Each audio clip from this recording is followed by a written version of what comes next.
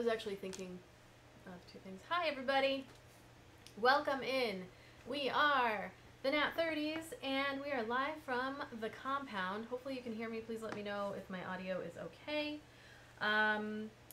So, welcome to any newbies. I think now that our schedule is getting more consistent, people are able to tune in when we are about to play. Sorry for we're about 10 minutes late. We were seeing if we were going to have more players, but we are down we are still down a Rachel, down an Annie, and our Cuba is on the phone on Discord, so you may or may not hear him, but we can hear him on our audio. So, yeah, for those of you who are new, those of you returning, you can use your channel points to enter into our monthly giveaway. So you just go down to the little compound symbol, click on that. You're going to see all the things that you can do in our game, and one of those is enter to win the monthly giveaway. That giveaway is a set of beautiful dice from our friends at Almost Critical. I've got some here, but you'll see them underneath me throughout the stream. Are those pink and red ones? Yes. I still think they should call them Bleeding Hots. She might. I threw it out there, but I haven't heard from her, so... I mean... Potentially. She can just tell me to shut the fuck up. Well, she always is looking for... Oh, no, I think. Shut up. I named the Peppermint Mage, and she did not fight me on them, so... Yeah. So you Nice. never know. You'll see those dice, hopefully, if I did it correctly, just below me. You can enter as many times as you would like. You can also enter by engaging on our Discord, and when you level up, you get half as many level as points. That didn't make sense. Lauren looks lonely. Someone put Boris in the chair next to her. Aww. And you can also become a I patron on our Boris is. Patreon, and that gets you an automatic entry into the monthly giveaway as well. Our tiers start at $1.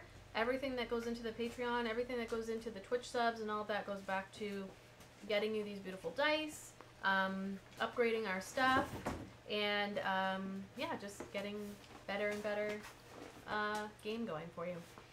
Let's see. Which does Boris prefer?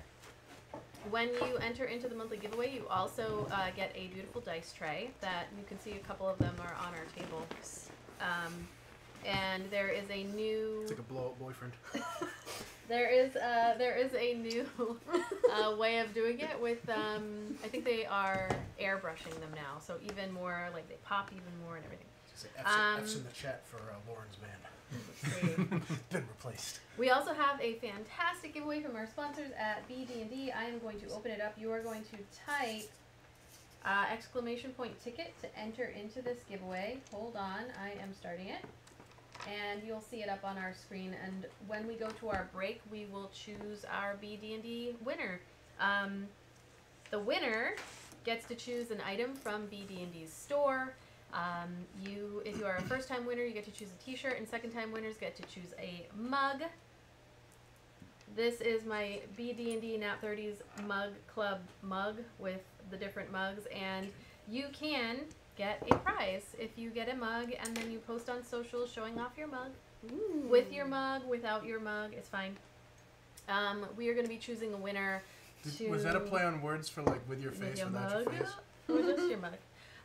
We will be choosing a winner on Tuesday for, actually 2 winners for January and February because we weren't able to kind of get it started in the beginning of the year. But every month we choose a mug club winner. You just have to have a mug to enter.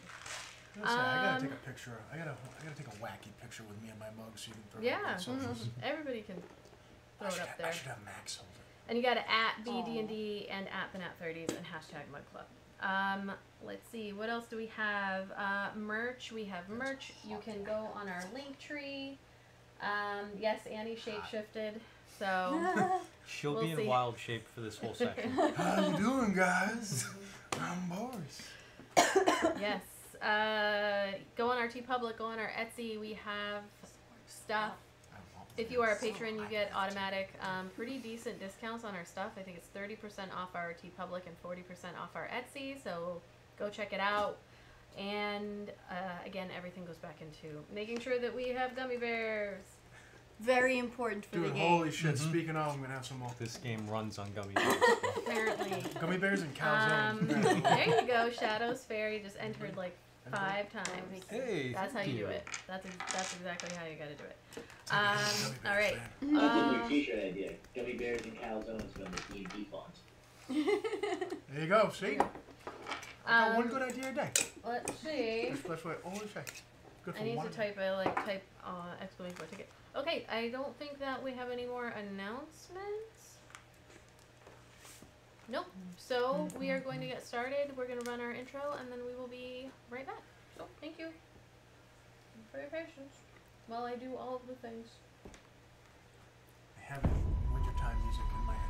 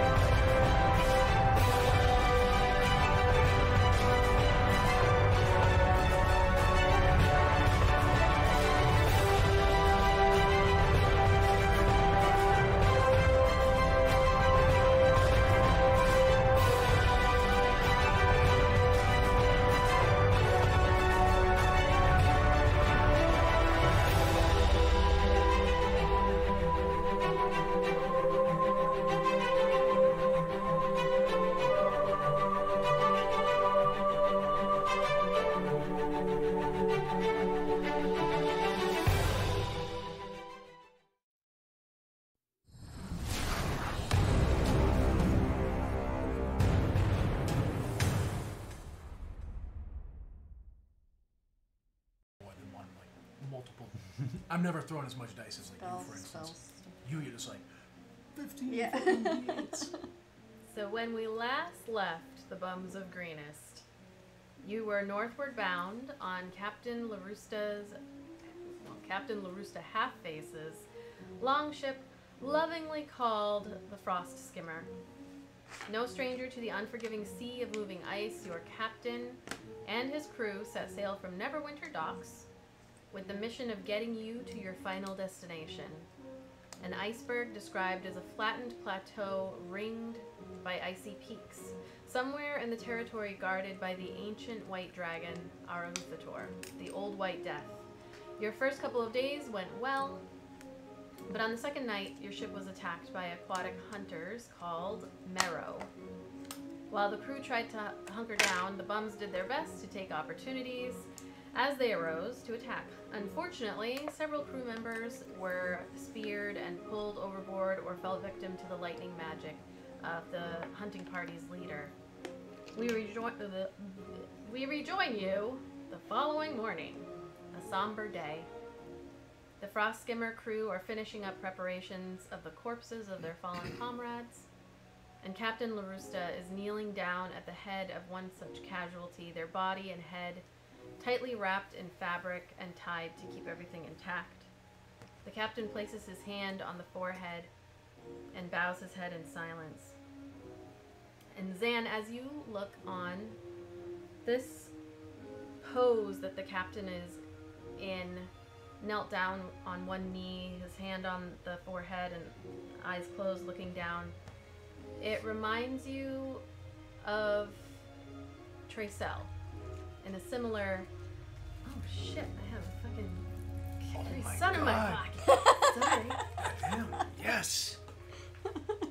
That's magic. This is magic. Reminds you of Truly Tracel a magical moment. kneeling in a similar way over the shrouded body of her mentor, a human named Grig. Town carpenter who lived a long, fulfilling life and passed of old age about 2 months after you arrived in Heart's founding. So you are in a small grove nearby the village where people were laid to rest if they wanted to have their body buried and a sapling planted over them as their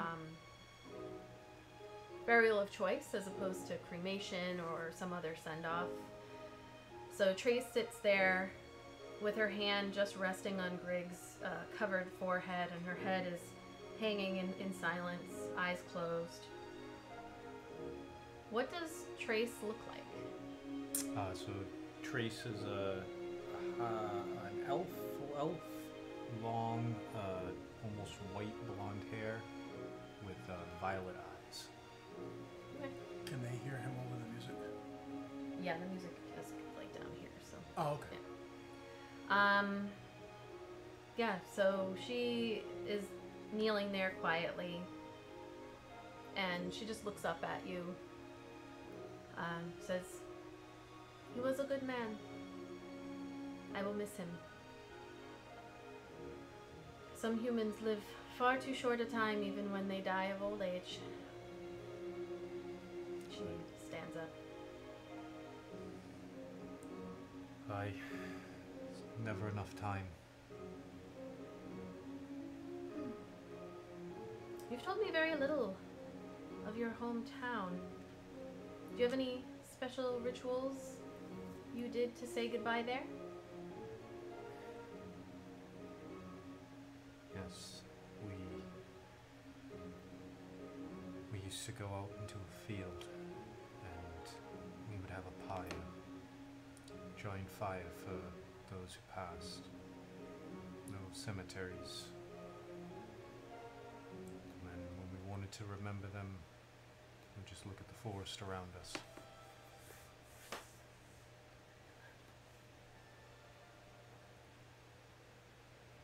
Well, here we will plant a sapling. And the blessing of Chantia will cause it to grow.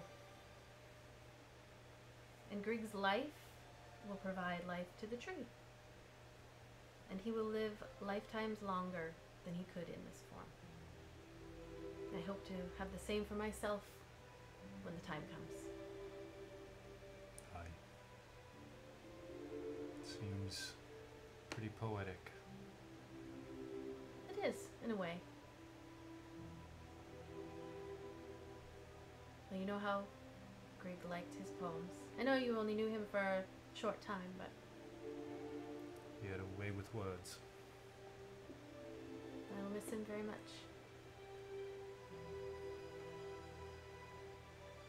She comes over to you and like holds on to your hand, and she looks into your eyes. And she's very, very close, like the closest that she's been since you got here 2 months or so ago. And she looks like either she's looking for something or she's getting lost. It's just this very quiet moment where you're standing there. And suddenly she just kind of looks over your shoulder and her expression changes, big smile, and she says,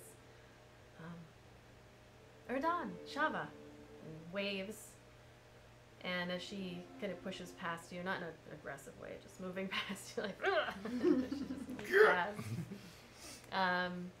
You just kind of watch as she approaches the other two who are coming to help lay Grig to his final resting place. And you just kind of watch for a moment, probably feeling many complicated feelings. Not really sure what to do, where to go, or what to say. For now, it is your job to help put Grig in his final place.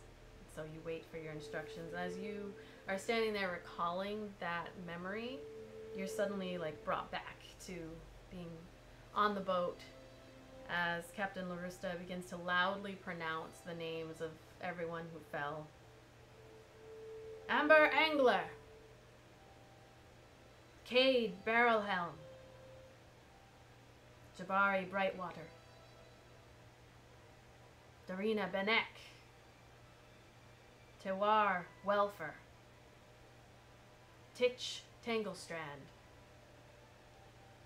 And the crew has the bodies, they lift them up and then all kind of at once, just very gently like slide them into the water. And there isn't this loud sploosh or anything, they do it in a very specific and calculated way to make sure that it's a very gentle and quiet. Their bodies go down. And everyone stands just quietly for a moment. And then the captain looks at the crew and says, they gave their lives. Heroes, all of them. We've known what we've signed up for, coming on this journey, to bring these heroes to their destination. But we all have a part to play.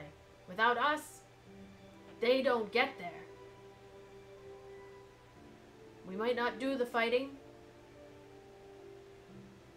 but our role is key, and you are all brave for being here. We will inform their families and make sure that they are given everything that's coming to them. And everybody just goes, here, here, kind of quiet. And then he turns and walks off as far as he can go on a boat. And everyone else starts getting back to their their duties. The new rowing crew, their turn to keep going. It's a brighter day. No fog around, but you are definitely seeing icebergs and ice chunks. You're going through water and you can hear the like very loud sloshing as it is parting, little like slushy type ice all around you, kind of cutting through the shorter spanses of sheets of white.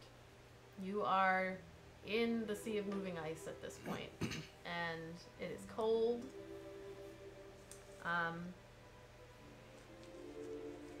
Is there anything you wanted to do?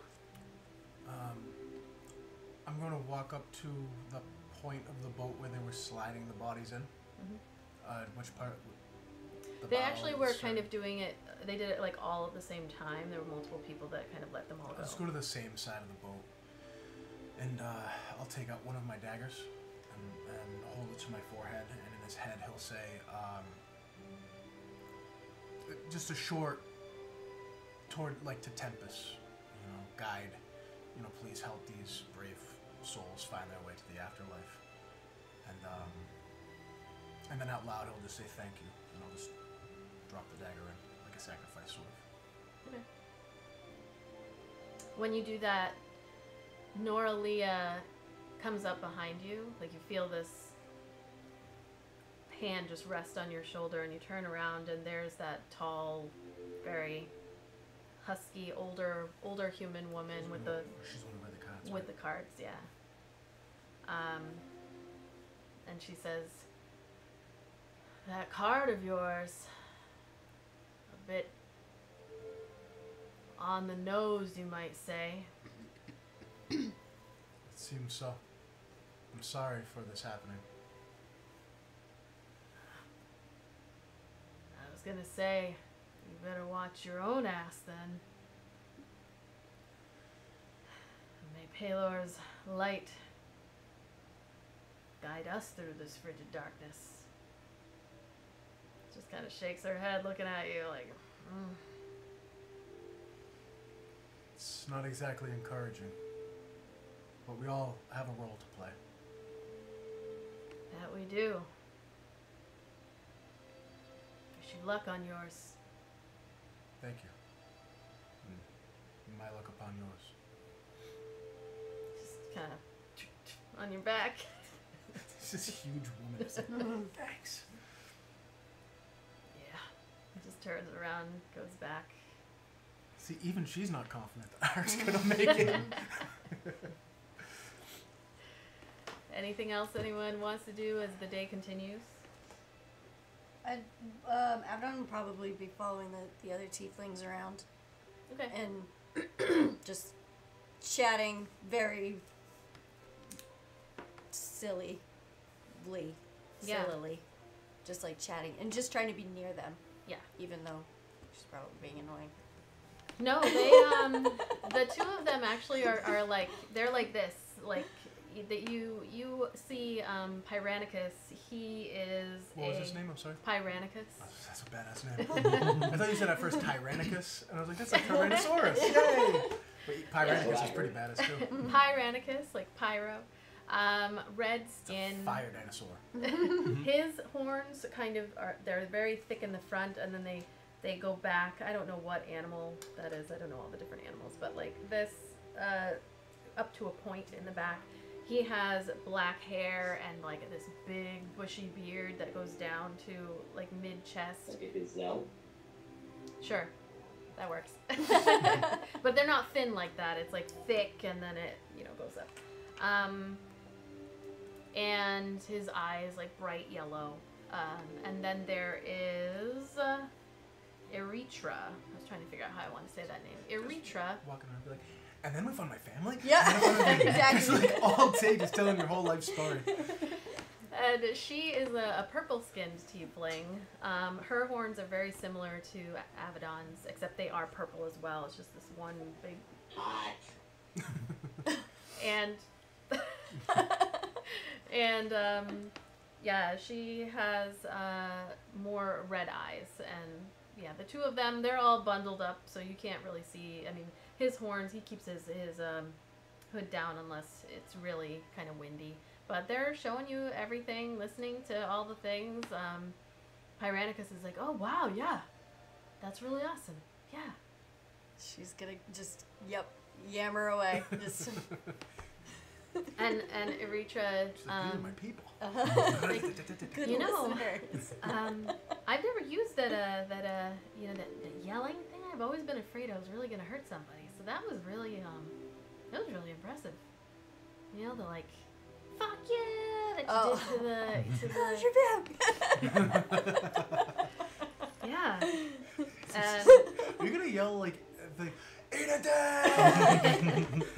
Like every time. Yeah, Erythra's like, I've always been kind of afraid, and Pyranicus cuts in. He's like, yeah, no, I mean, I've thought about it before, but I think I did it this one time, and I had to go like right after. It burned the guy a little bit too much. And people already kind of, they look at us, they look down on us.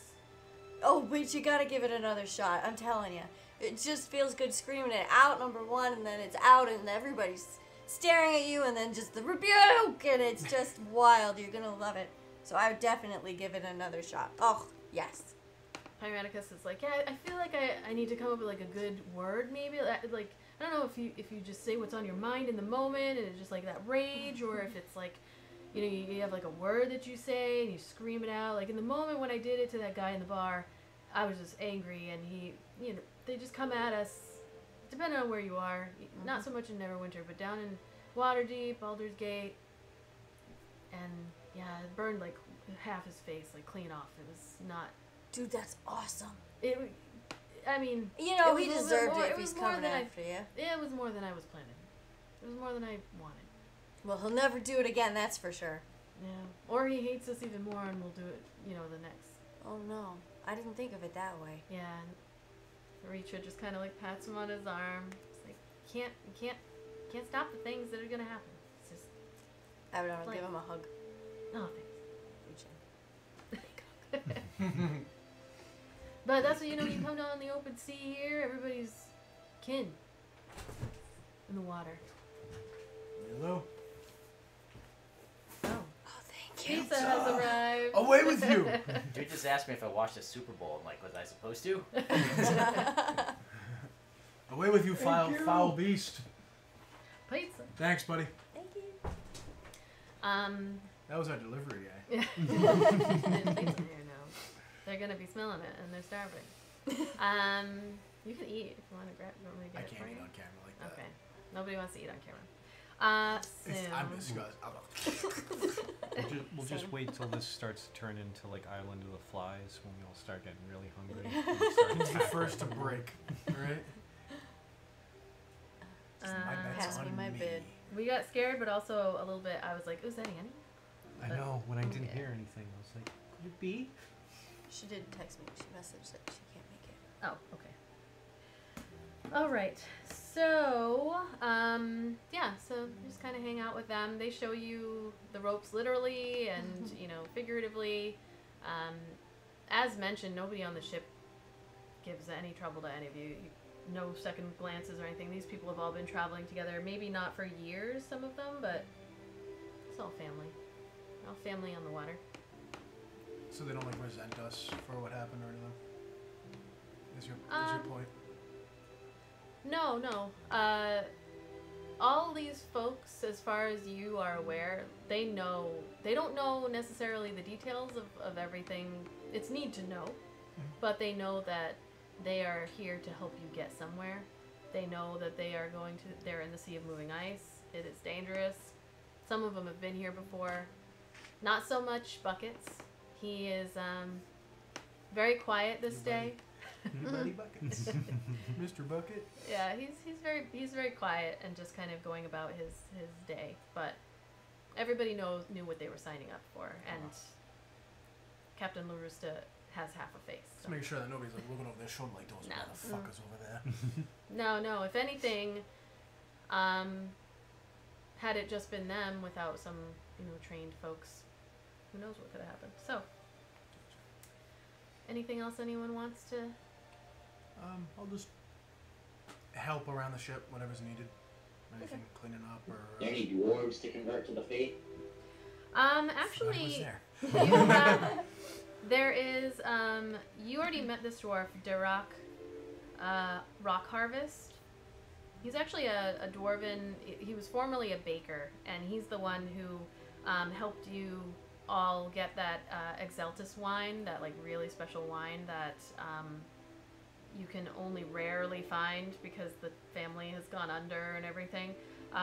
He already, like the two of you, if you seek him out, he already is, he's already a follower of Hansi.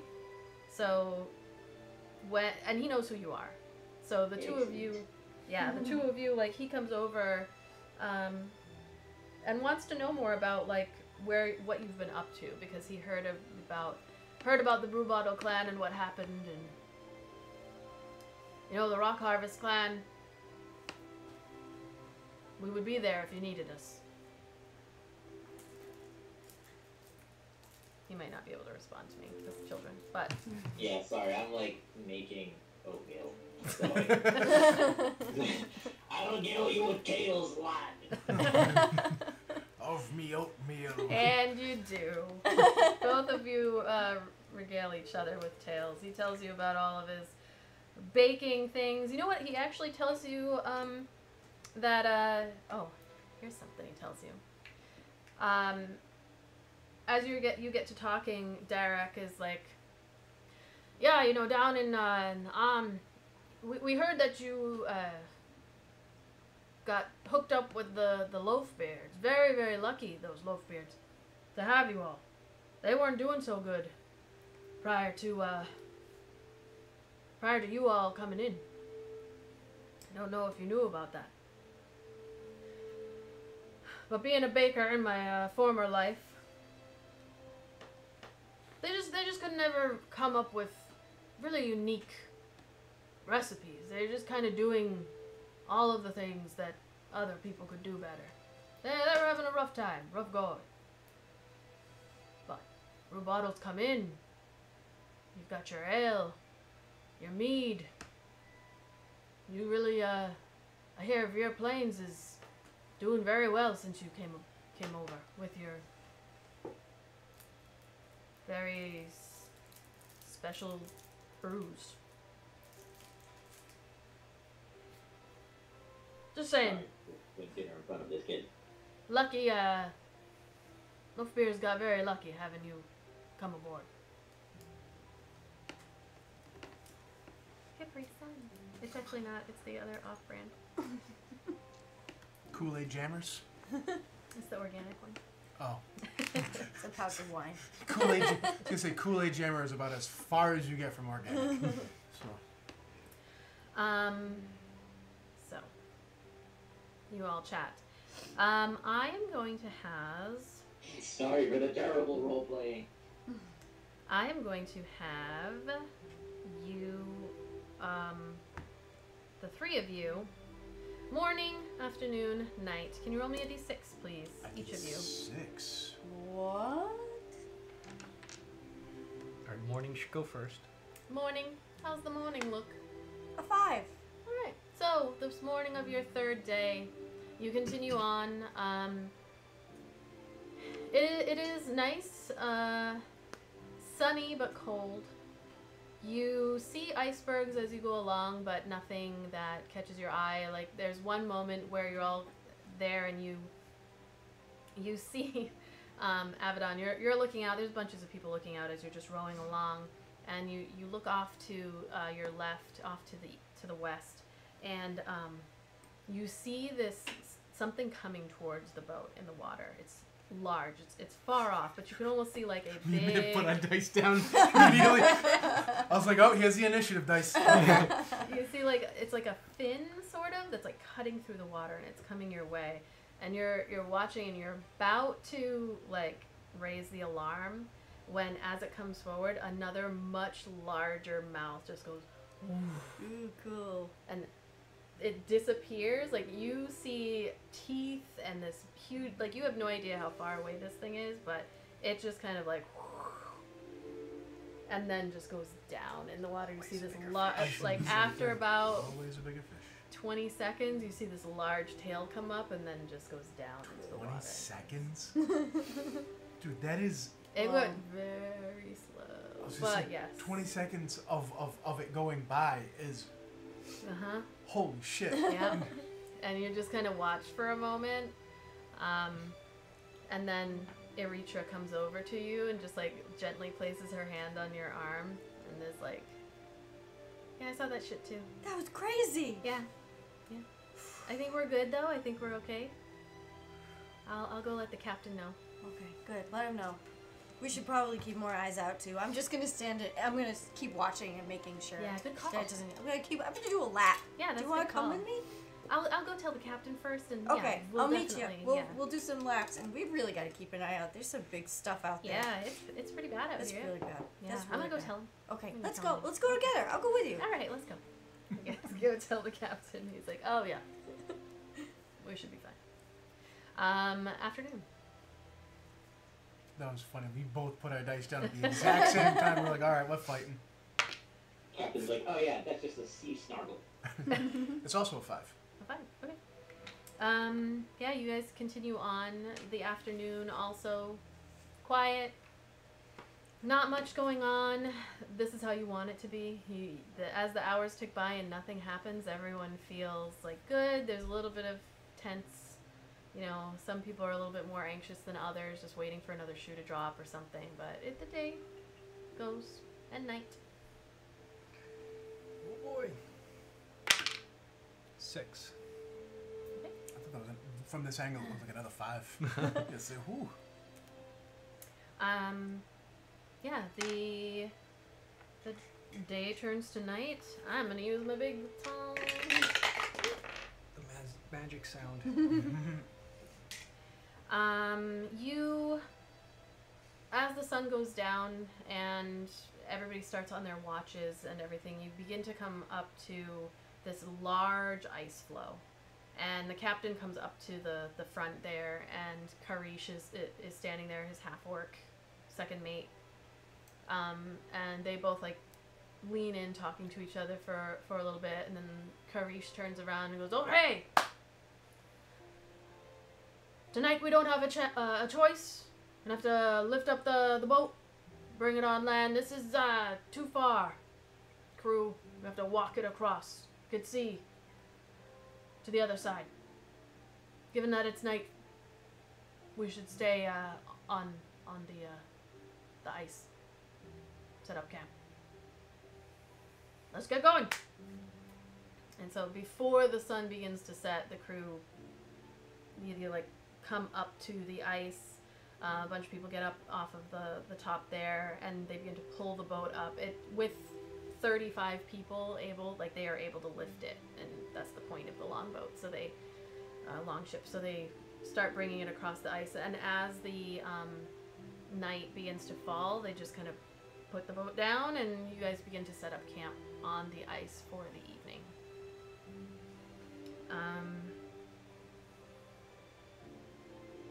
Yeah, you set up your camp. There's campfire. You have different watches of people looking out. And let's see. Micaiah takes first watch. So her watch goes by without any problems. Like at one point, when she tags off, who's going to be the next person? All right. When she tags you, she's like, "Oh, I saw a polar bear. Pretty cool. Maybe I'll shift into one of those there." Eric's never seen nor heard of a polar bear before, so he's just gonna go, totally. Big white bear. Ah, very Cute. scary. Pats you on the face. I'm going to bed. She goes to sleep.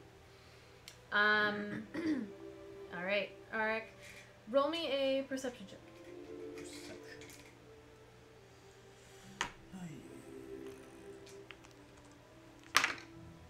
It's a flat 10.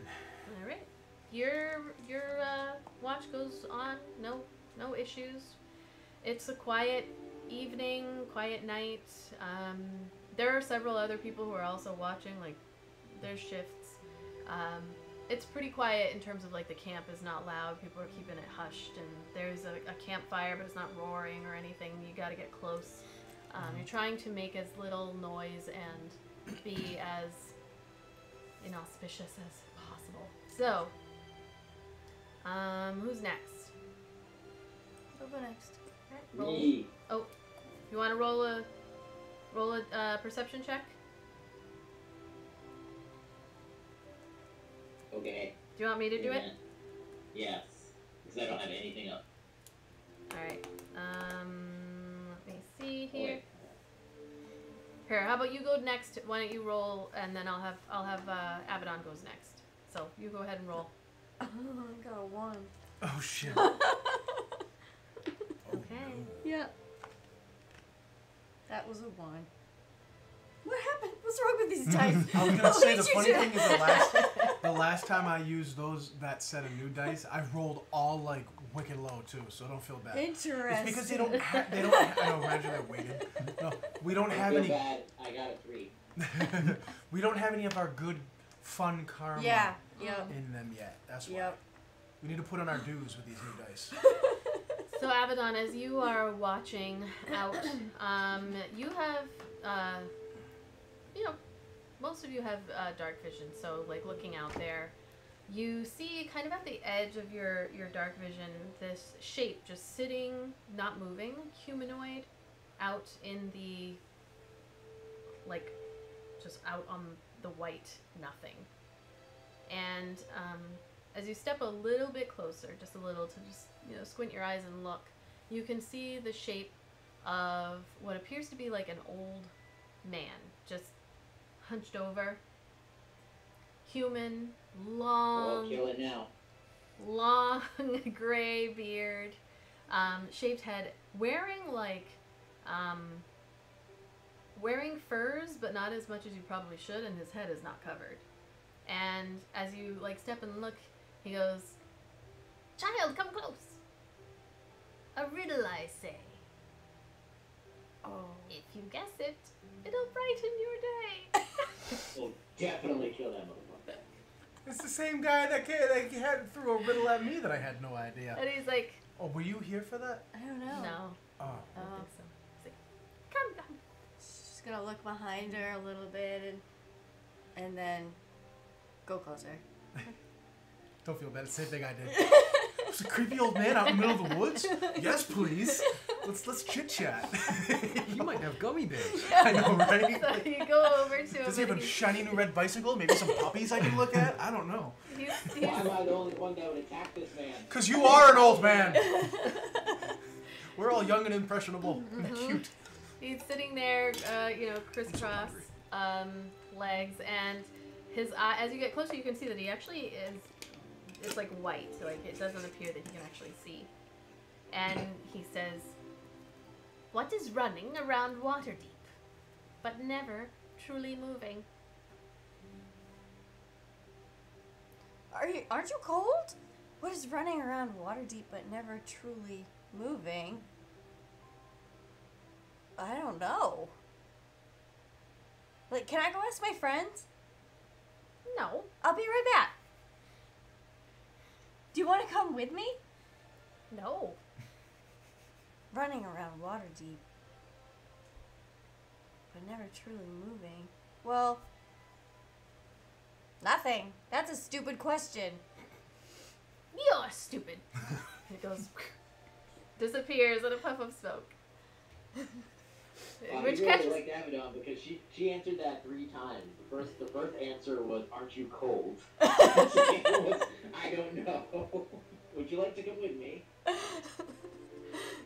It catches you off guard because like he's there and then it goes like in this puff of smoke on an ice flow, and then you like look and there's just nothing there. That was so weird. She'll go back and tell anybody who will listen. If Arik's awake, Arik's gonna be like, I saw that guy too. He's weird. Did he ask you a riddle? I'm trying to remember what the riddle was. Yeah, something about, shit, I can't remember the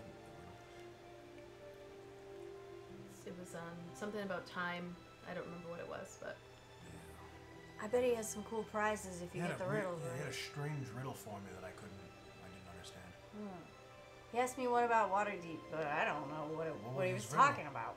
What was his riddle? What's running around Waterdeep, but never truly moving? Yeah. Is that close? Time? The city walls.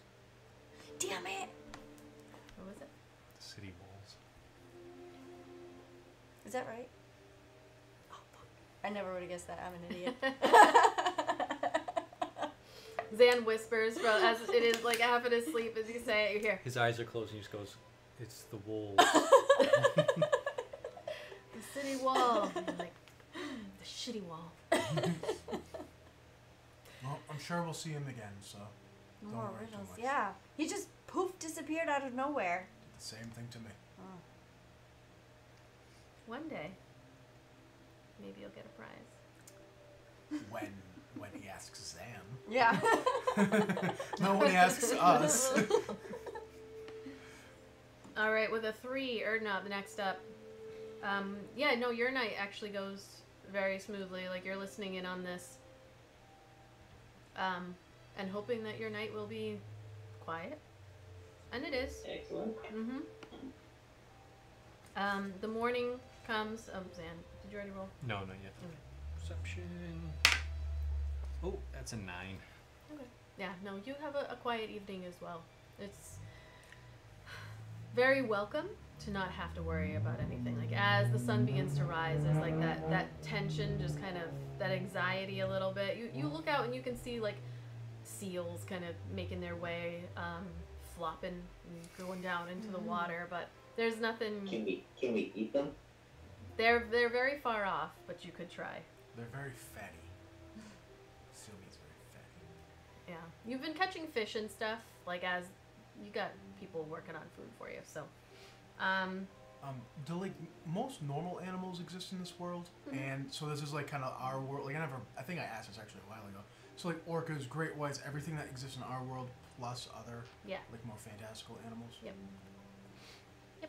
So as the How day. much special seasickness weed does Erdnot have left? I don't know. How much did you buy? I don't remember. A full I don't pound. think we specified. I would assume you were told that you'd be on the water for 4 or 5 days or whatever at least. You'd probably have enough. Alright, he's pumping on that as needed. Okay.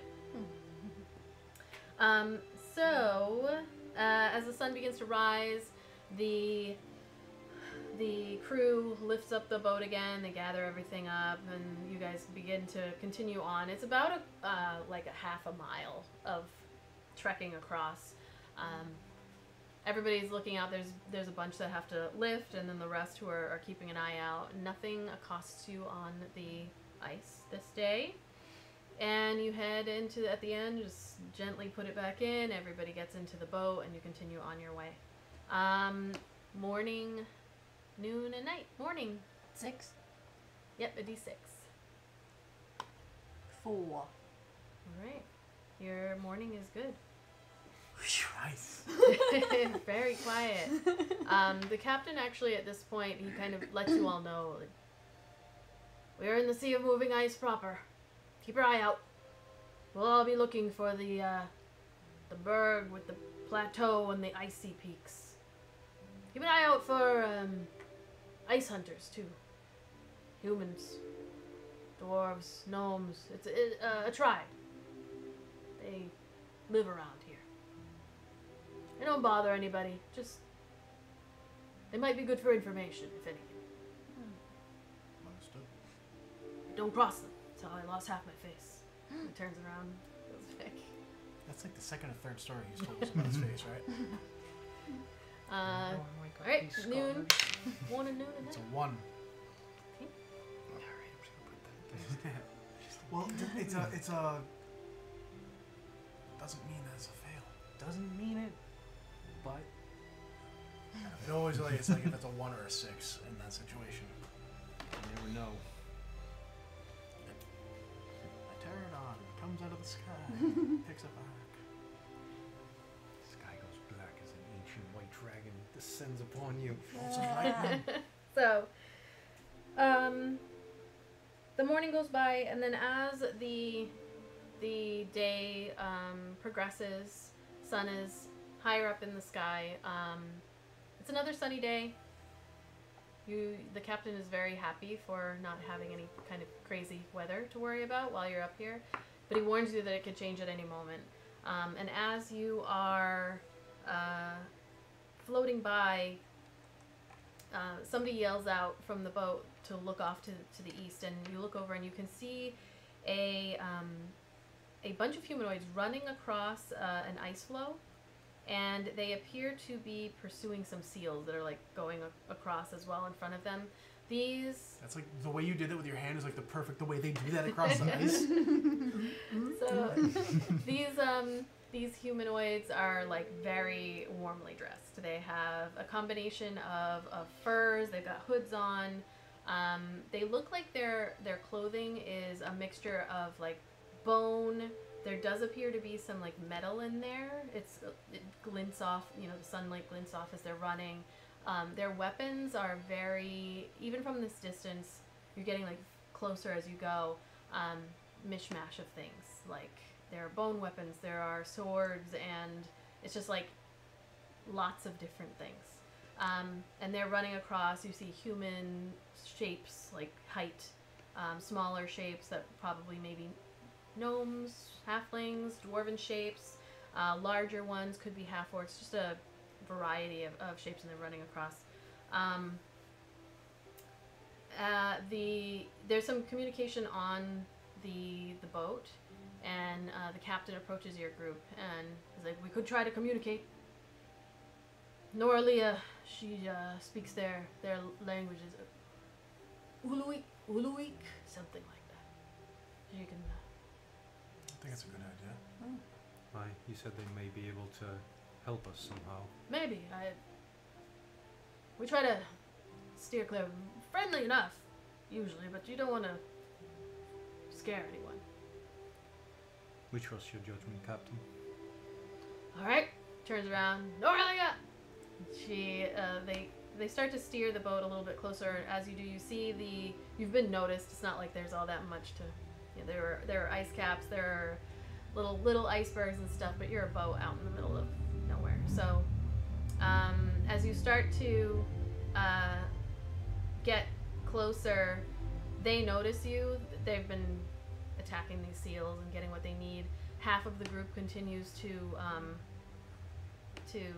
prepare the seals that they've already caught, and then the other half, they look nervous, but they kind of slowly approach the boat just a little bit. As you start to come up, they have their weapons in hand, and Noralia steps forward on the edge of the boat, and she begins to speak to them in their language.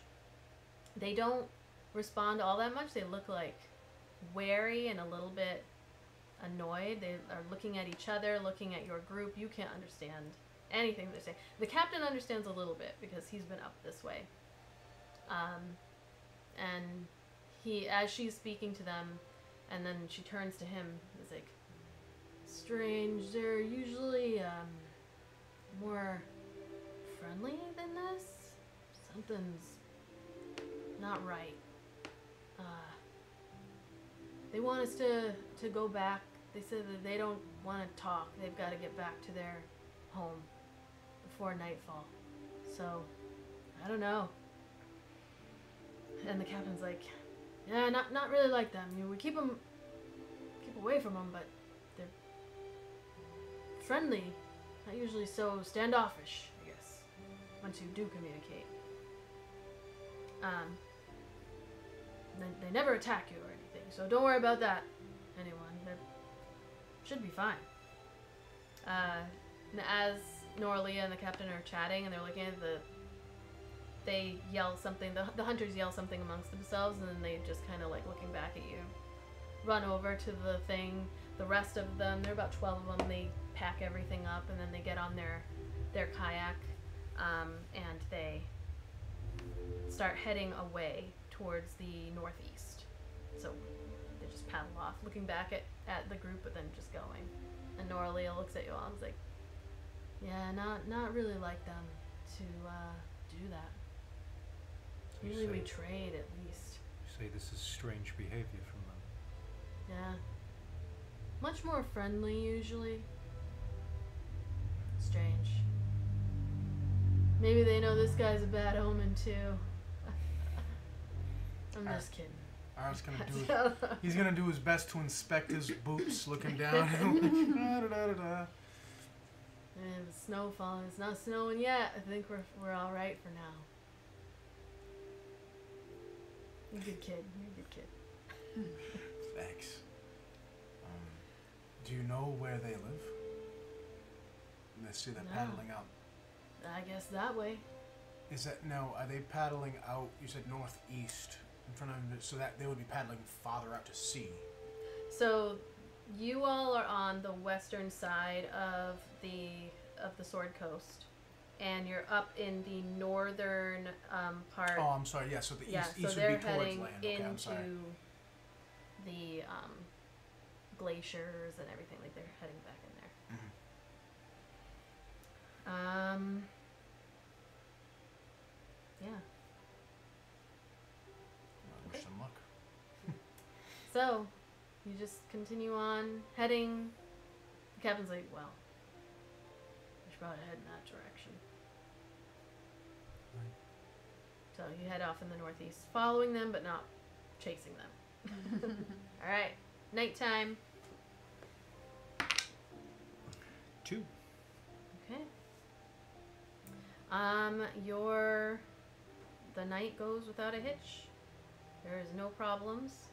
You stay on the water this night instead of going up on the ice, but you're getting to areas where there's a lot more like long stretches of ice instead of breaks that you can get into. So the captain is saying like there's going to be points again where we got to lift up and walk along.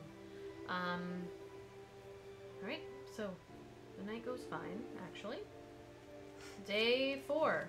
We're going to start with the morning. Trying to use the new ones as much as we can until we can infuse them with some good. 6. 6. Alright. So usually we want to roll high. Usually. Let's see. Yeah. Did you say day 5? Is that what Day 4. Day 4. Yeah. I have So, journal entries I have to write. I still haven't gotten to yet. I'm keeping track with tallies. You continue on, just continuing through the day. This day, the clouds are a little bit more kind of wispy up in the sky. Micaiah looking up is like, we're gonna want to get to our destination soon. I think I got this weird southern accent. It's not quite the same that she was doing. It's still working. Nobody questioned it. That's the thing. Nobody. I didn't. Excuse me. There's a storm coming. It's more of a Alyssa accent that I got going on right now. But Annie, it has to become that. So the captain agrees. It's like, yes, I was going to say it's the same thing. But as you continue on that fourth morning, everybody roll me a perception check.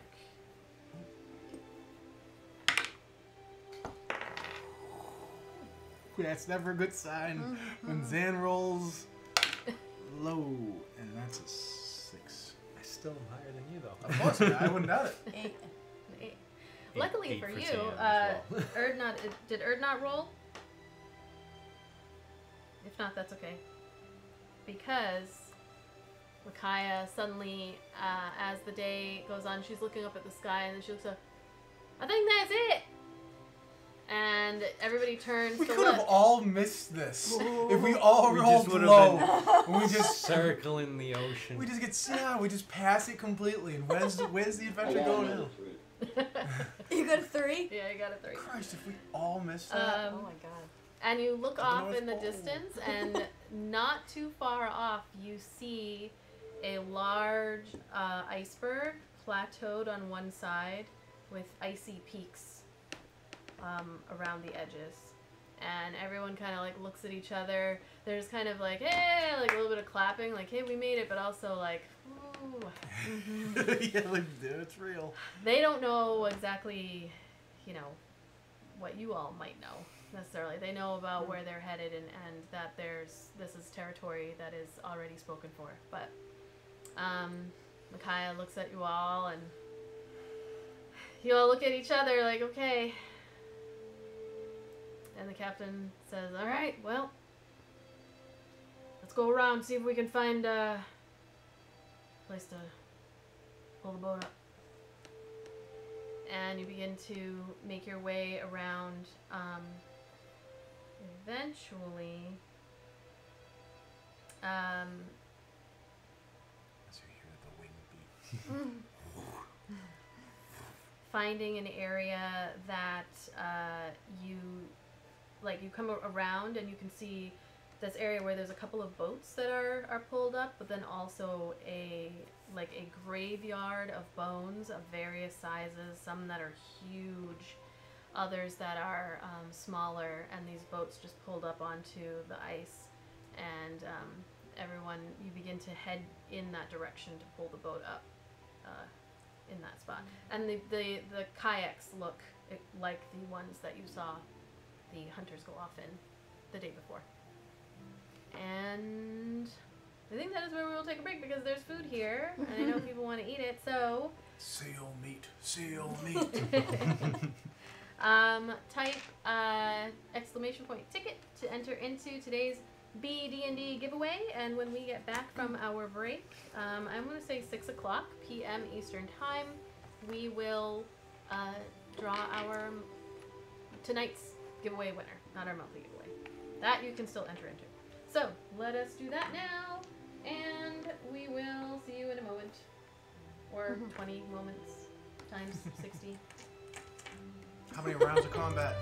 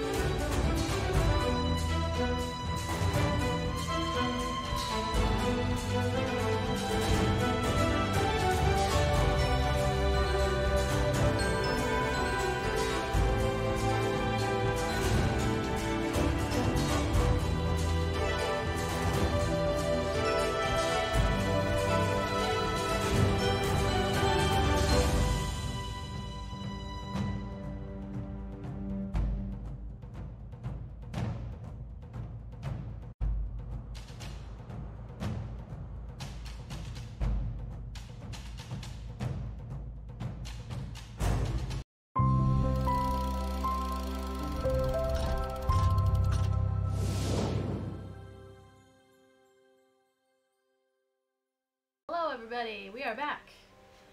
Welcome. Is this working? Yes, it is. Okay. Welcome in. If you have not entered our giveaway from BD&D, our lovely sponsors who have been sponsoring us since a year. January 2021 was when they started. They are fantastic. They are from New Zealand. You should go check out their shop. If you type !BEAD&D, you will be able to get to their shop. I believe I set that up. I hope I did.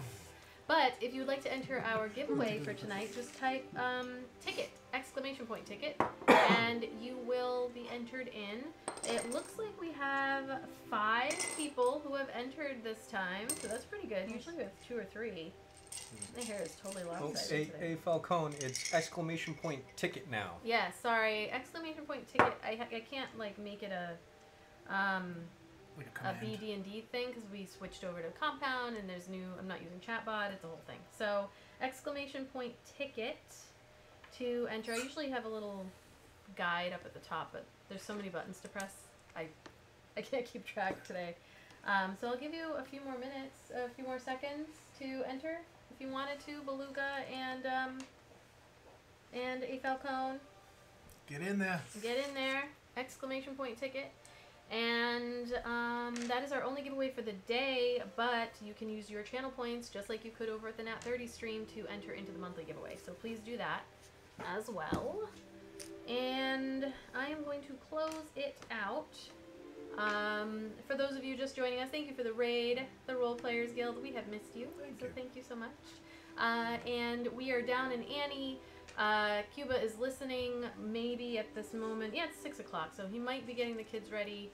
But he is on the phone, on Discord, and we're still down to Rachel, although... You need to hand it over there, but run wild. Okay. Fingers crossed, we may be whole next week if we can lay on some really heavy guilt. So that is what we are going to try to do.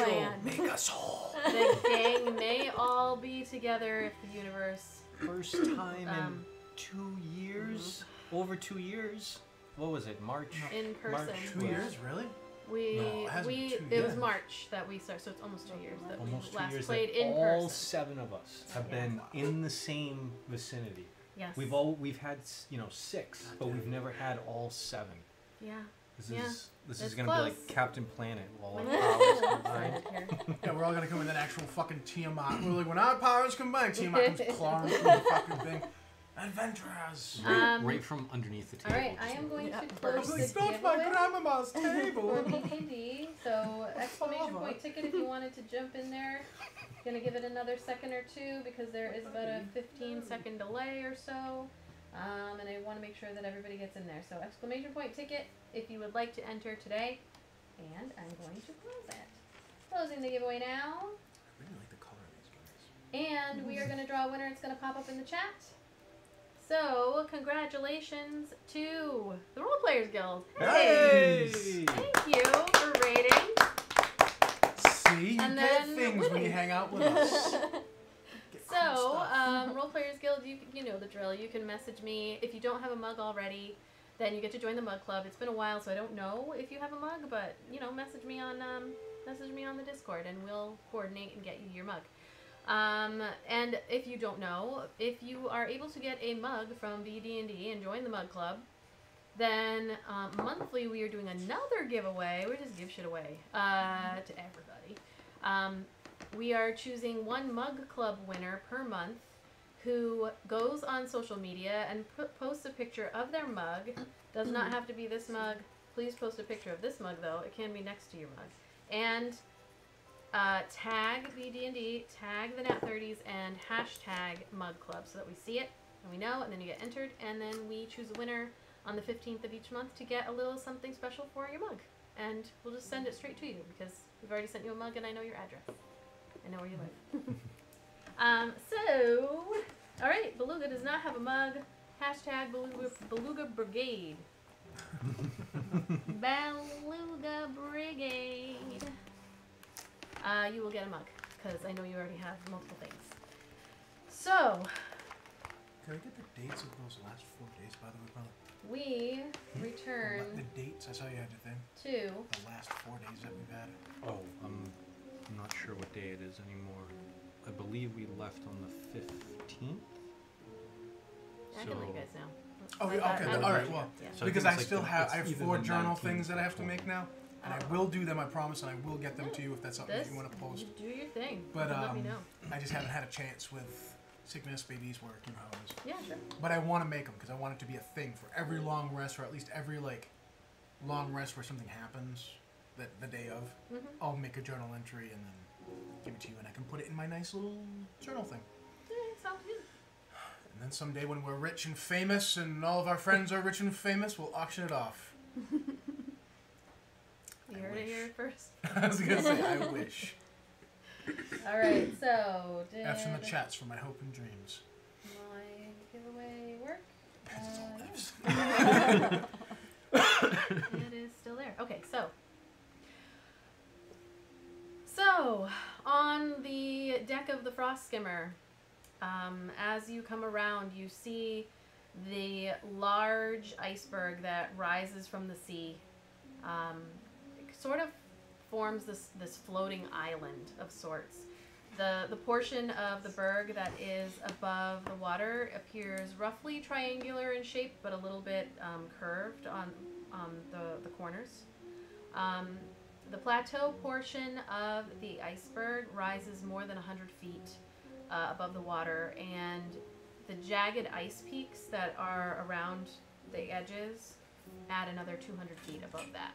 So as you are coming around, you're looking and gazing up at this huge You heard that too, right? iceberg.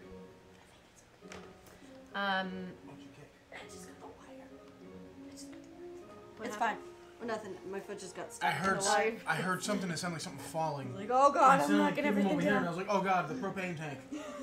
So you're Ba-doom. Wait a minute. So you come around the corner there, and you can see this wide area that the ice hunters have pulled their kayaks up on top of.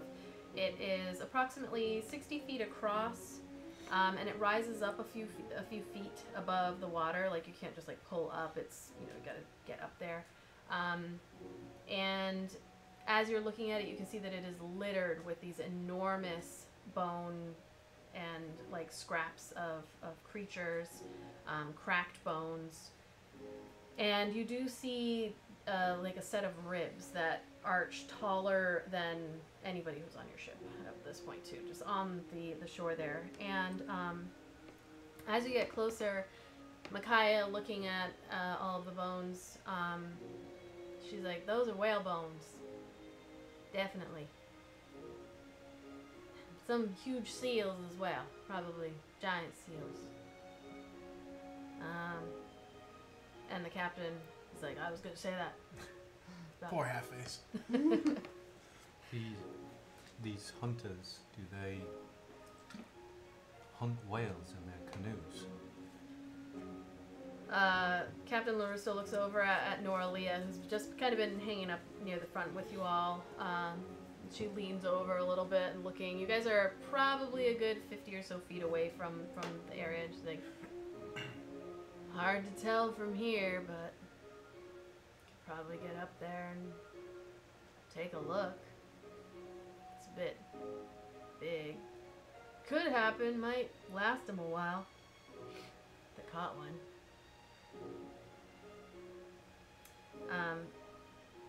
So as you come across and you can see this like beach sort of area, what you also notice is that it is a kind of rocky area, or not even, all these bones, and then you can see that there is a chasm that like it goes in a little bit, and then there's a chasm that splits. And as you are coming around and getting closer to, there's like a thing trying to get in my nose. You see that it comes in like 20 feet, and then it's like about 5 feet. You can see steps that are carved into the ice that then disappear like around a thing. So clearly this is where they head up.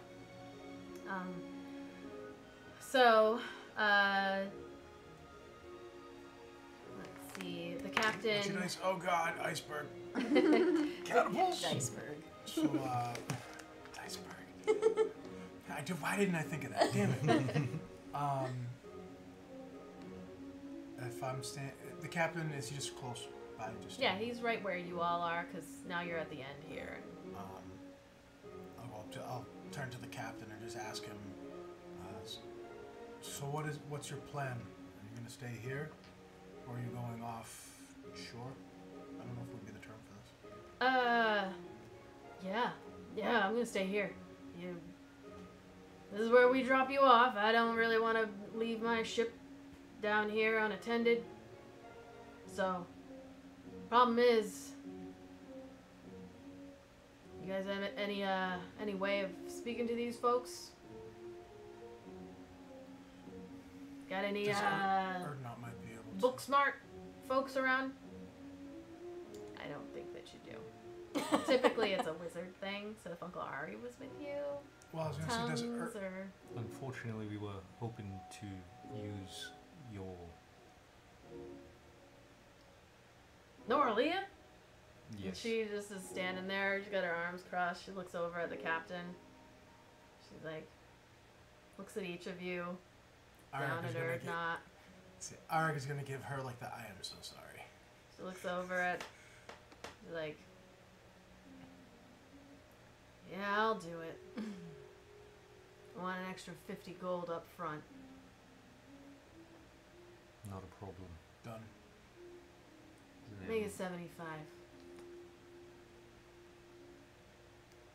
Take that out of the bag of holding. It's like, she takes the gold and she looks at the captain. She actually hands it to him, the little pouch of gold that you hand her. She's like, hold on, so did we do 50 or 75. She said 75. Yeah, she said 50 up front, right? Then she changed. Then she changed her Oh, mind. alright. So I didn't realize you had already grabbed the 75. I thought we were gonna. I was gonna say 50 up front. You and guys then, left Zan with the money, and he has no I concept was gonna of money. say So 50 she up wants front and then 75. 20. He's round. well, no, I didn't realize that you were taking it Zan out. doesn't know to haggle. You guys Who's gonna just. haggle with a person whose skills you desperately We need? have- Well, I was gonna say 50 up front, 25 when we get back to the boat. Hey, But I didn't realize that when he was writing that down that he. Yeah, he's just like we all went revisited quiet it. for a Yeah, he second. went quiet. So I was like not wanting to jump in because I usually do. She hands the pouch over to the captain and she's like, let's make sure it gets where it needs to go if I don't come back. And the captain's like, you got it. You got it, Nora. You'll be back. We'll be here waiting for you. So she gathers up her stuff and gets ready to go with you. Does she have weapons? Or a weapon? She might. She doesn't really show anything, but she might have something. She's very bundled up. But no obvious weapons. No obvious weapons. Arik will hand her a hand axe. She's like, I'm good. But And he just slides it back into his belt. Along with his other one. Zan's gonna look to the captain, just in case. Best to keep some men on the lookout, and perhaps have the ship ready to go at a moment's notice. oh yeah, I mean we're gonna be. Yeah, don't you worry. I mean, good luck. Good luck. We won't abandon you, but if you don't come back, we will definitely abandon you. I'd expect nothing less. We'll be here. I'm kidding. We'll be here. There was like a total like Pirates of the Caribbean stick to the code. We'll be here. Whoever falls behind is left behind. 30 minutes later. Well, we better get going. So you guys hop off of the ship. He pulls it up, like, up to where the other boats are pulled up onto that big chasm area. And you find yourself surrounded by these very, very large bones, and Micaiah heads over to them to take a look. And does anybody else look? I was Zan gonna say, I'd wants probably to head look. over too. Just to Okay. look at him. Everybody make investigation checks if you're going to take a look.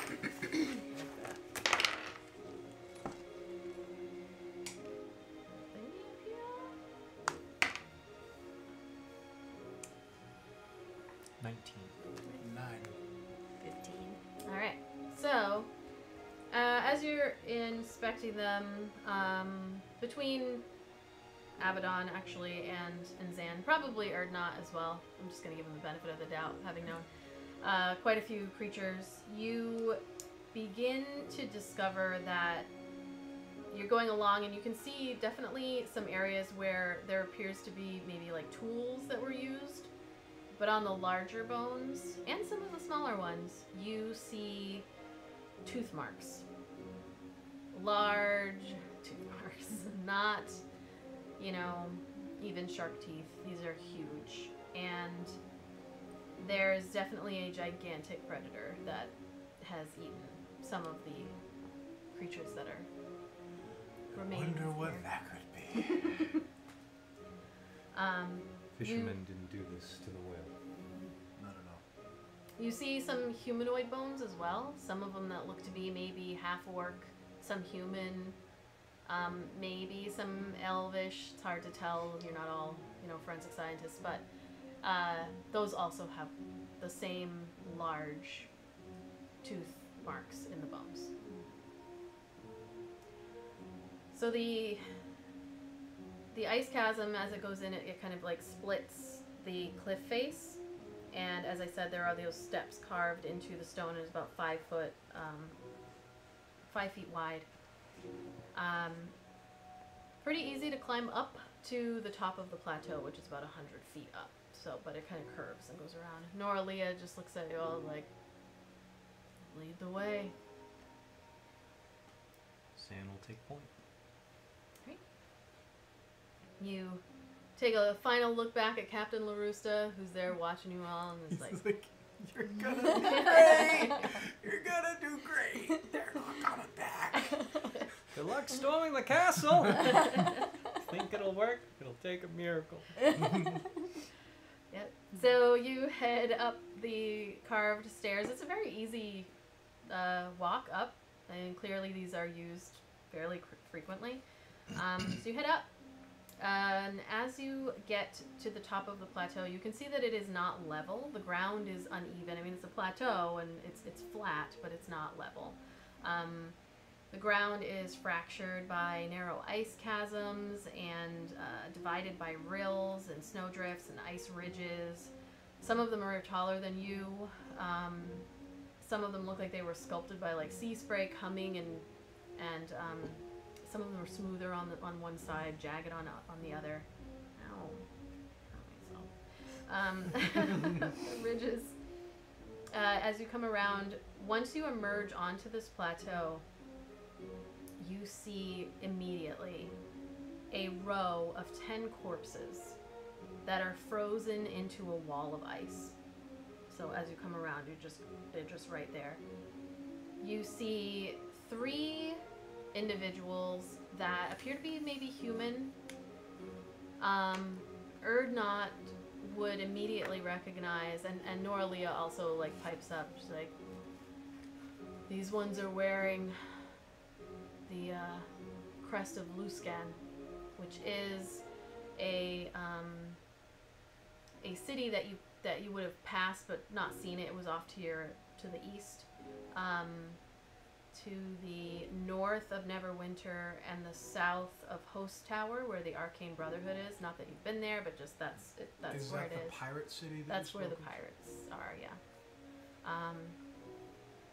You see a dwarf as well, and you see 6 ice hunters. So those that are wearing the same furs and bone and metal kind of clothing. Bodies are preserved in ice, so you cannot tell how long they've been there. They're just like frozen with these expressions. And they look like they are in the process of like running or like looking back or in the process of trying to flee. It's clear that that's what they were trying to do when they were frozen. And actually, Abaddon, as you look on it, you have this moment of just like this like pit in your stomach as you remember being on the Skyreach Castle when Cloud Chaser blasted his breath in your direction and the ice just froze you in place in your entirety. And you couldn't breathe. And Bob was in your head like, you can do this, like lending you his strength as you watched but could barely see because it was, you know, frozen ice in your face as your companions were like chipping and hacking away at this thick ice around you, and then you were able to all bust free, get your face out at least so you could breathe, and looking at those people who clearly have been gone for a while, and that like terror that they must have felt as they froze and suffocated to death. How thick is this ice wall? It is thick. There is... So we can't chip at it and see if there's anything useful on the bodies? It would take you a very long time. In order to get through, it would probably be a couple of hours. Like, even with the fire that you have, it's very cold here, and you would have to just spend a while. There's wind whipping through. Yeah. You could, but you don't have the time.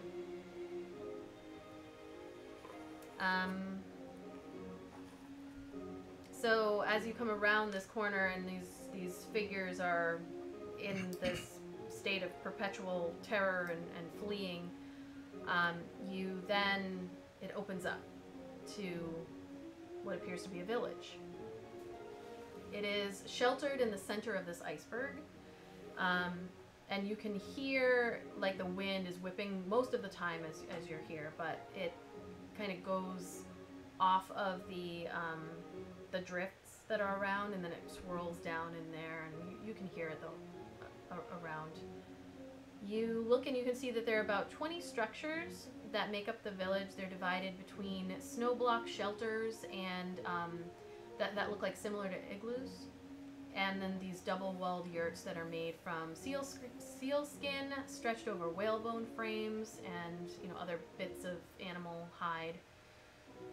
16 of the structures are small. They look like they're probably one-room family dwellings scattered around, and then there's one ice block shelter that is off in the back. You see that there are like fishing nets and heavy ropes and stuff hanging like on the outside, and you can kind of see a little bit inside and see that there's more supplies and things inside there. There is one yurt near the center of the village that's a little bit bigger than the others. It has some more ornate things hanging out on the sides. There are like bone chimes and stuff hanging out there. Not quite in a shaman-esque kind of way, but more in a leader. Like, this is where the leader lives. And then you also see there is in the back, a little bit further past that, another one that has animal totems and whalebone carvings and all of that. That looks to be a little bit more of a like holy person type. And then there's the largest structure in the village. There's this big meeting hall type, heavily decorated with whalebone and skulls of fish and mammals. It's all on the outside and on the inside. It looks to be probably just one big room. And let's see, as you come up, one of the things that Micaiah notices, it's fairly quiet for a moment, and as you all look around, she's like, no smoke coming from the chimneys. You also kind of put that together, like there's no, you didn't see any smoke rising up as you were coming around. There's no like indication that anybody, there's no activity, people coming or going. Well, as you step around, you start to see villagers that all begin to look over, and then you start to hear dogs barking, and you look and you can see there are these sled dogs that come out, and they begin growling and barking, and they get close, but not like, they don't charge up to you or anything. There's like a bunch of them all around, and the whole village suddenly turns, and they start coming out of their huts and everything. They have their weapons, and they start approaching you all. We didn't even have a chance. They're like, hey guys, wanna die? And they all come forward, but then you hear this loud voice, and they all halt and stop, and as I described before, variety of folks here. You can kind of see them underneath their heavy furs and everything, but there's humans, half-orcs, dwarves, gnomes, probably, halflings. There's just all kinds. Mostly humanoid, not so much like tabaxi or canine folk or anything like that. And this, sorry, 1 second. This one individual comes forward, clearly the chieftain. She's wearing this big ornate headdress. Right behind her is the priest or shaman that is also there, and she comes over. And she speaks out in her own language, and Noralia steps forward, like getting a couple of you out of her way, and then they exchange pleasantries, so to speak, as they are all like staring at you and paying attention to what you're doing. And suddenly the leader switches over to common as the communication between them and Noralia switches up. And they look at you all, and you hear her say, "I will speak in a language that we can all understand. I am barking seal." Did we bring her just as a translator? Like, did we waste 75 gold because I have comprehend languages? See, that's what I was gonna say, but... that's what I Well, was you saying have about comprehend, but does it make you able to speak the language? I don't have it up in front of me, but I don't think- sure I could. I'm pretty sure we could have saved some money. Comprehend languages 'cause means you there's- can there's listen, There's but a you different can't. spell called tongues that Right. lets you speak them. Yeah, so you could understand them, but they wouldn't necessarily have been able to understand you. He scared the shit out of me. I know. God. He even I talked... forgot he was listening. Cuba, you even talked Well, to... multitasking, son. You even talk too loud. You even I'm talk late too... on homework. I'm wiping another butt. I'm doing the dishes, all at the same time while playing and half-ass listening. You even talk too loud when you're like 150 feet away. I don't even know if people Hey. can hear him, but Yeah.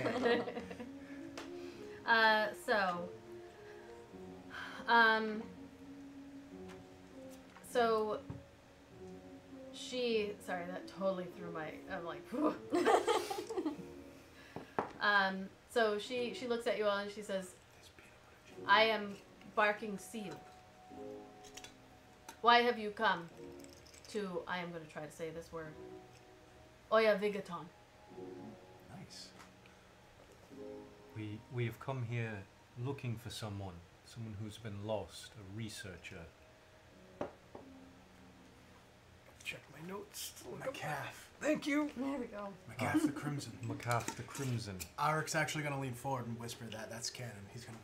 Maccath the Crimson. I remember. Thank He's you. going to look over. I did it. That's me. He's gonna, one for me. She was in this area doing research. She's gone missing. We're looking for her. I have not seen her. But I you s- have seen others come through here. Some come, all go. What I would say, you should leave. Scrags, vile beasts, roam the wastes. You will not survive. Horrible monsters out there in the ice flows. That's why we're here. This person has great information to stop beasts. We need them. That's why we're here. I know not of this person that you speak of. Does Zan believe them? Roll an insight check. The best at it. Not bad. 19. Not bad. Hmm.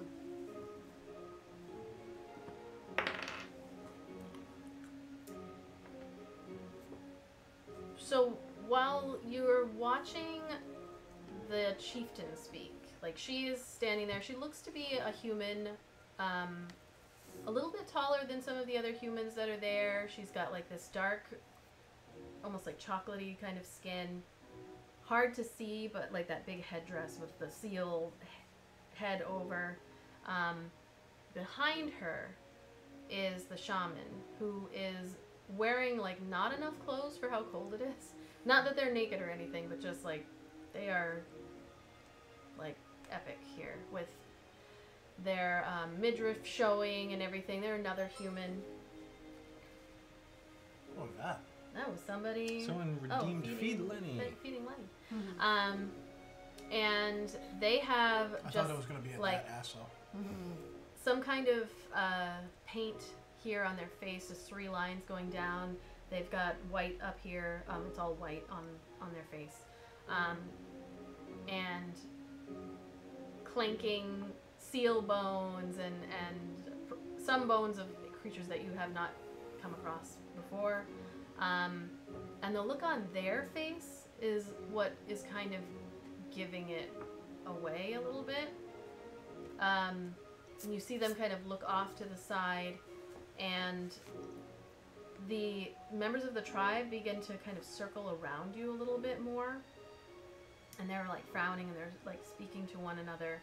And you get the impression that they're not being overly forthcoming with you. The dogs start like growling a little bit as you're standing there, and Zan, you would notice this, no one else really would. You see 8 or so of the warriors that are more like heavily armed and whatnot. They go around you and down the steps, like they're heading down towards the water.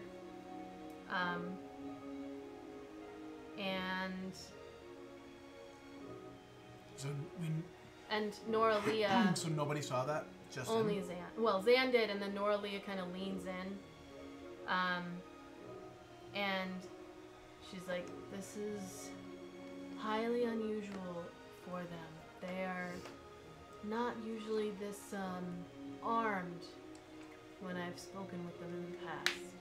So just let's keep it cool, keep it calm, see how this goes.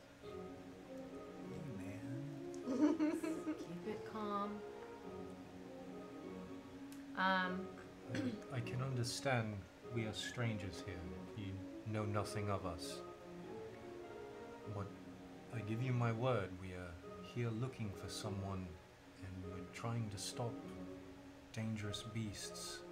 As you're speaking, the shaman steps forward and begins kind of like yelling in their tongue, and Nora Leah steps forward and is like speaking back and forth. There's kind of like he's stepping forward, and it's like a male shaman, and he's like, and she's like,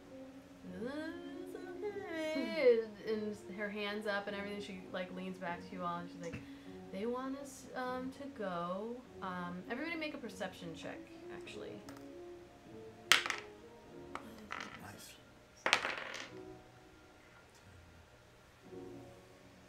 It's a 19 for Zan. Okay. 10. 15. Did Erdnot roll? I'll roll for him.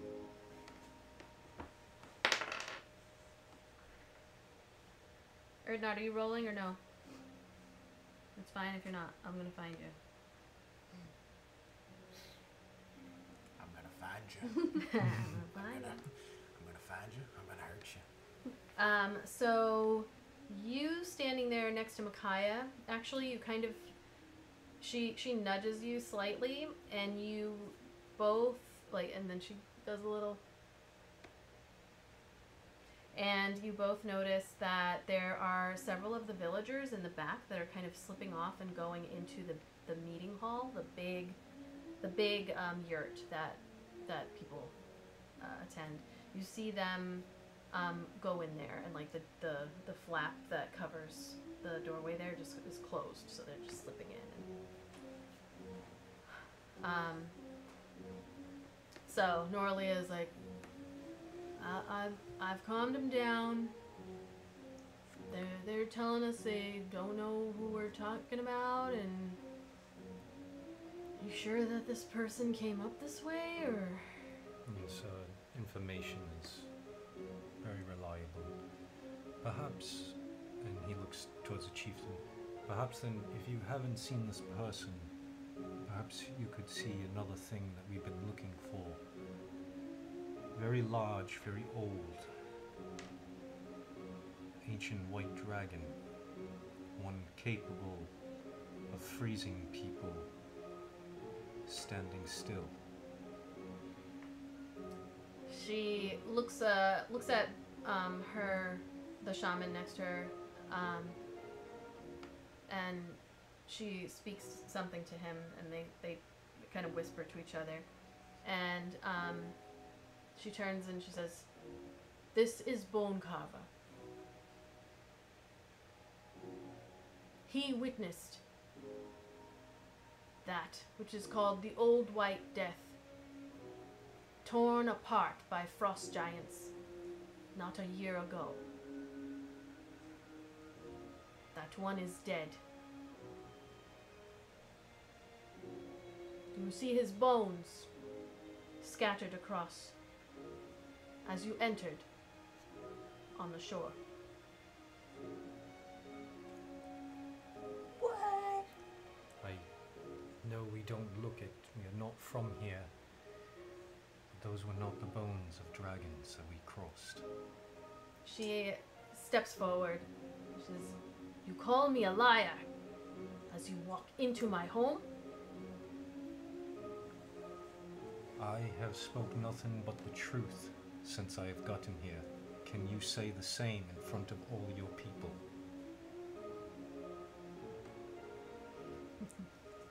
I know, I'm looking at her, I'm like, oh, it's gonna be like an honor duel. She looks you up and down. Probably looks a little weird because I'm the only one not in winter clothing like they are.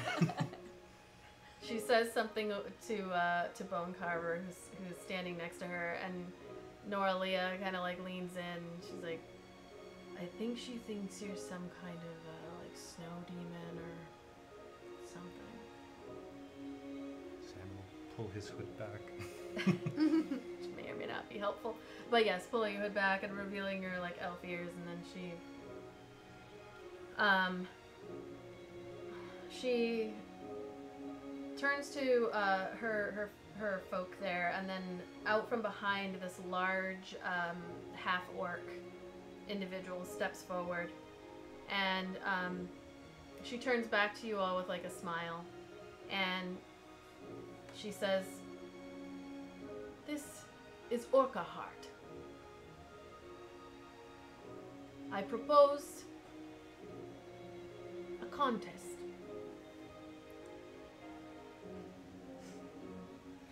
Did I just call that? My village champion against one of you. If Orca Heart wins, you must hand over some of your finest steel and leave and never return. If you win, you have earned your place amongst us, and you can spend your night here.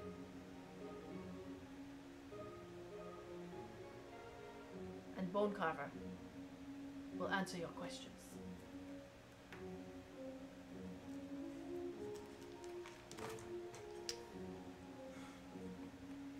What's the competition?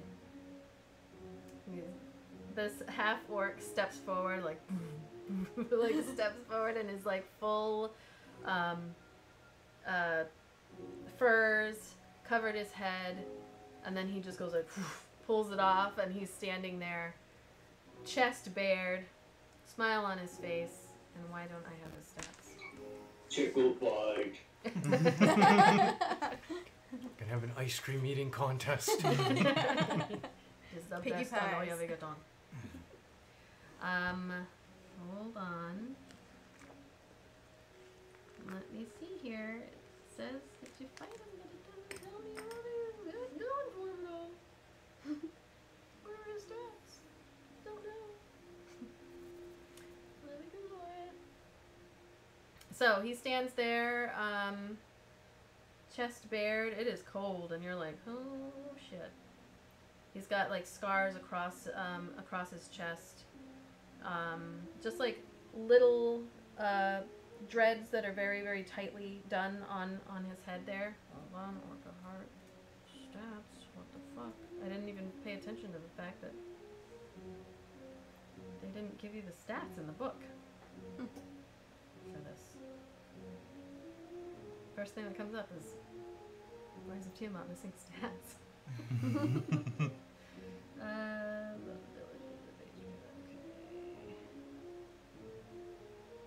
Alright. Let's see here. So, who is going to would you say it's been a minute since we've been interacting with this person? With Bone Carver and the one that stepped out. It has, but they haven't really done anything. They've just kind of. This is if I have Know Your Enemy. If you spend at least 1 minute observing or interacting with another creature outside combat, you can learn info about its capabilities. But if you don't have the stats, I don't want to. No, I have to find stat tools. I can't have you fight him. Okay. So, yes. What would you like to know?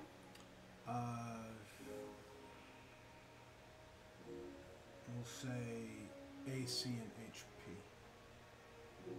I get to pick 2 out of. At least I believe. I mean, on this it doesn't say any. It just says. I'm pretty sure it's 2 out of like fighter level, if any. Well, yeah. It just says it's funny because on this it says you can learn info about its capabilities compared to your own, and then it lists strength score, dex score, con score, AC, HP, total class levels, and fighter class levels, if any.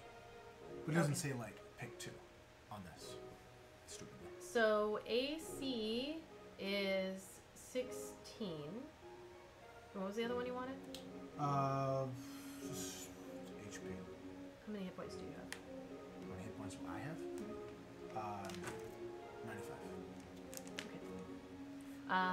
This one has 132.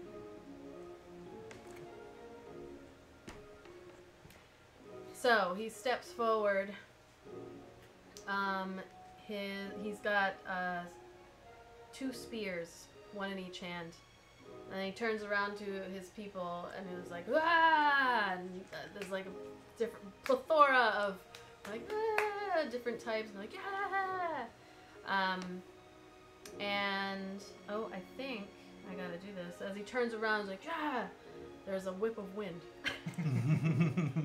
Comes swirling through. You see the glitter of like the snow dust that comes through, and it goes like comes up, lifting up the furs, covering the backside of this green-skinned half-orc.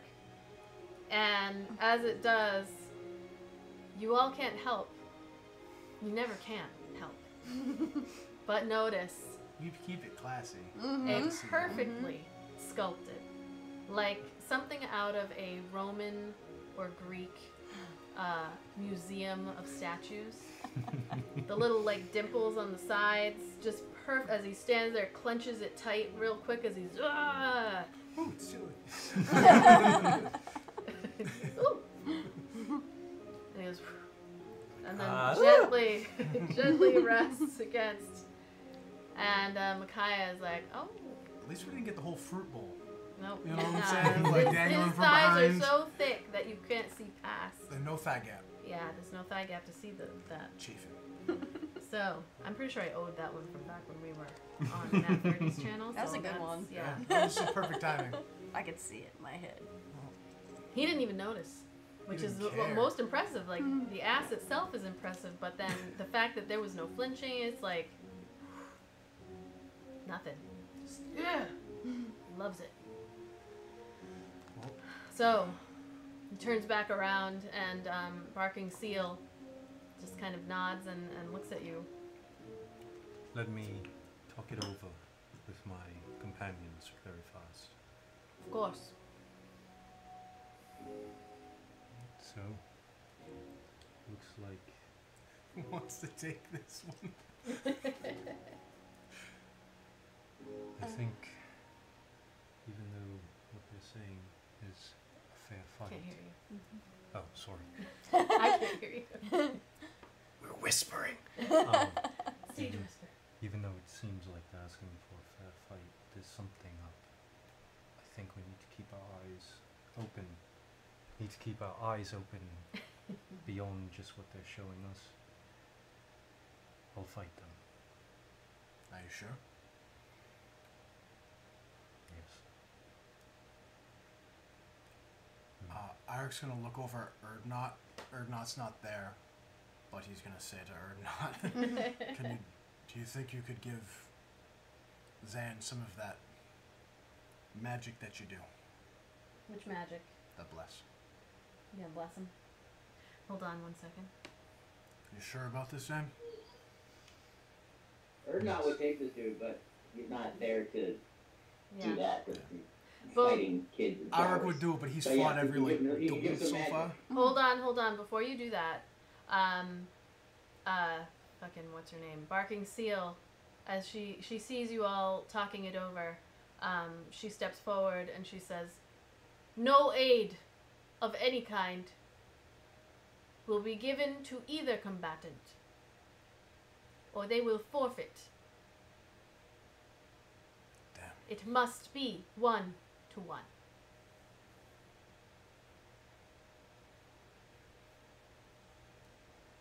Watch my back. Keep an eye on the others. Is magic allowed into this stool? Will you allow magic between us? No. No magic. This one has no magic. 1-to-1. He's like me, Zan. You strong? I'll use my trying to speed.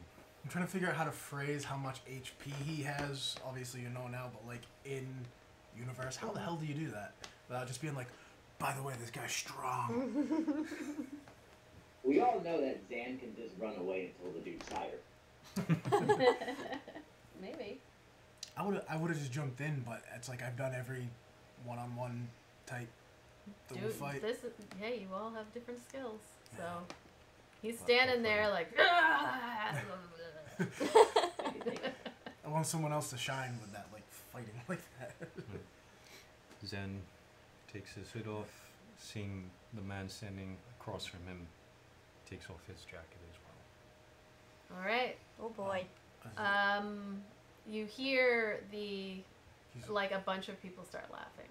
Like this huge half orc wearing nothing but like various animal skins hanging off just around his midriff, barely covering his big, thick, fur-lined boots. He's got nothing else. Just As Abaddon reaches into her pack and grabs a snack. Oh god, I'm so nervous. So across We his just say Erdnot is high on his seasickness medicine in order to not volunteer for this and let Zan get stumped for some reason. One more question to You see Barking Well, Seals just kind of like Barking whispers Seal. something to Bone Carver who's standing there, and Nora Leah is like, "What do you need?" Is this contest to the death, or is it? What is it to? Nora Leah translates over to Barking Seal. She says, she just shakes her head. "Until you fall." Don't fall. I'll do my best. All right. And as you step forward, you see him. He throws a spear over to one of his companions in the crowd, and then they chuck it's a shield that looks to be a combination of like something that was probably taken from a different region. It's like metal, but then there's fur lining the sides. It's been outfitted to match their aesthetic, basically. But it takes the spear and the shield, and he's like poof, poof, And he smiles at you. Big, like, white, pearly white teeth. 2 huge tusks that are sticking out. And you begin. Hold on, let's see if this is. There we go.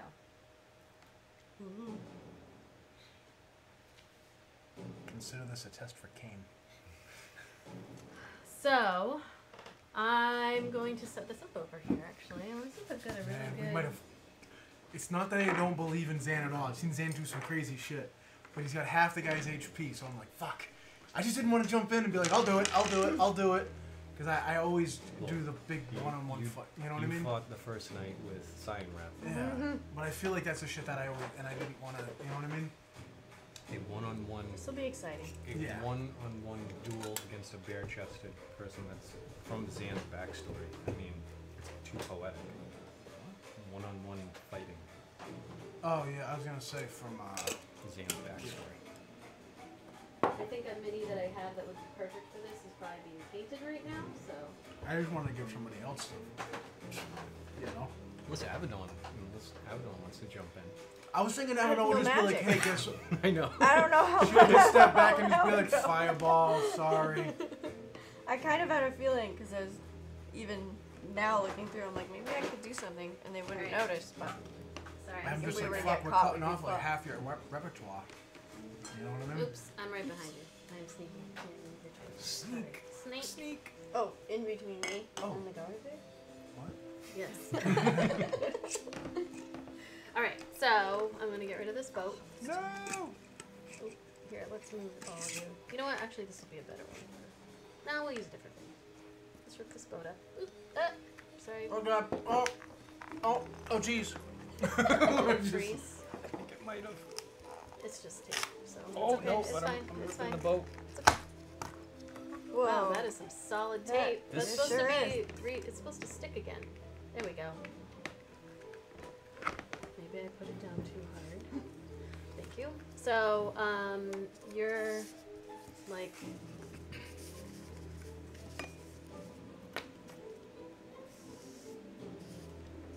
This one's taped down, otherwise Yeah, I can move that's it. so you all are walking over here. This is people and things, so use this.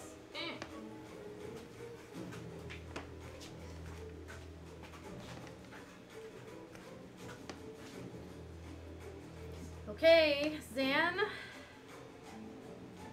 Roll initiative. Stick that later. There we go. Nice. Holy Yes. shit. That's gotta be like an instant win. Natural fucking 20. That's a nat 30. That should So- be like an instant For a win. total of 24. You don't even need to fight now. The guy He slips also and breaks his rolled a neck. natural 20 Oh wow. Who's got the higher decks? for a total of 22. Yes! So as you come forward, he's like, he slams his his spear against the shield. What are you doing? First thing, Zan's gonna take out his sword and give him a slight little nod. And he's going to move in, take a swipe with his long sword. Come on. What is this? I've been looking so long. At least you know his ACR right off the bat. It's a 20 to hit. Okay. That hits. And on the hit, I am marking him with the ability of Huntsman's Mark. It's not a spell.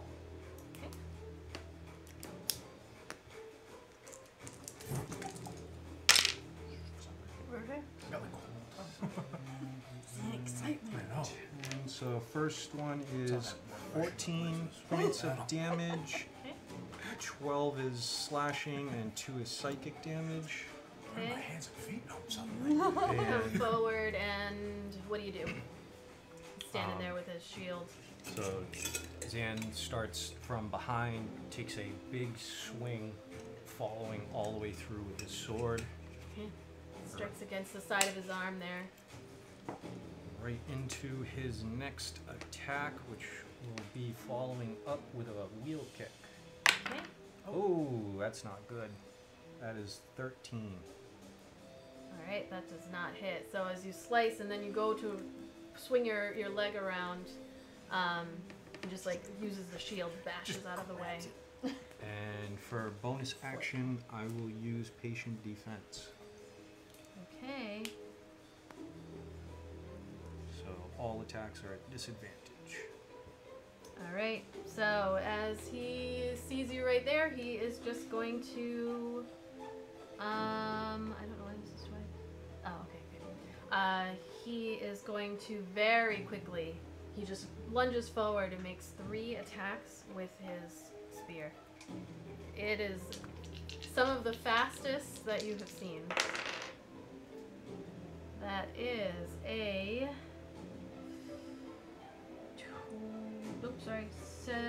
16 to hit. Miss. Oh yeah! Ooh, that's a natural. 2 natural ones Whoa! on the next I one. thought you said 2 natural 20s. I thought you were going to say 2 natural 20s. I was like, Let me push the boys back down out of the stomach, and I just sucked them in so hard.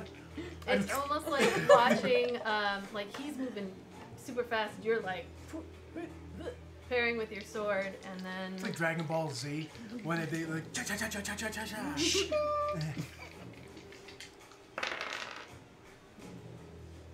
wow, that is a 14 to hit.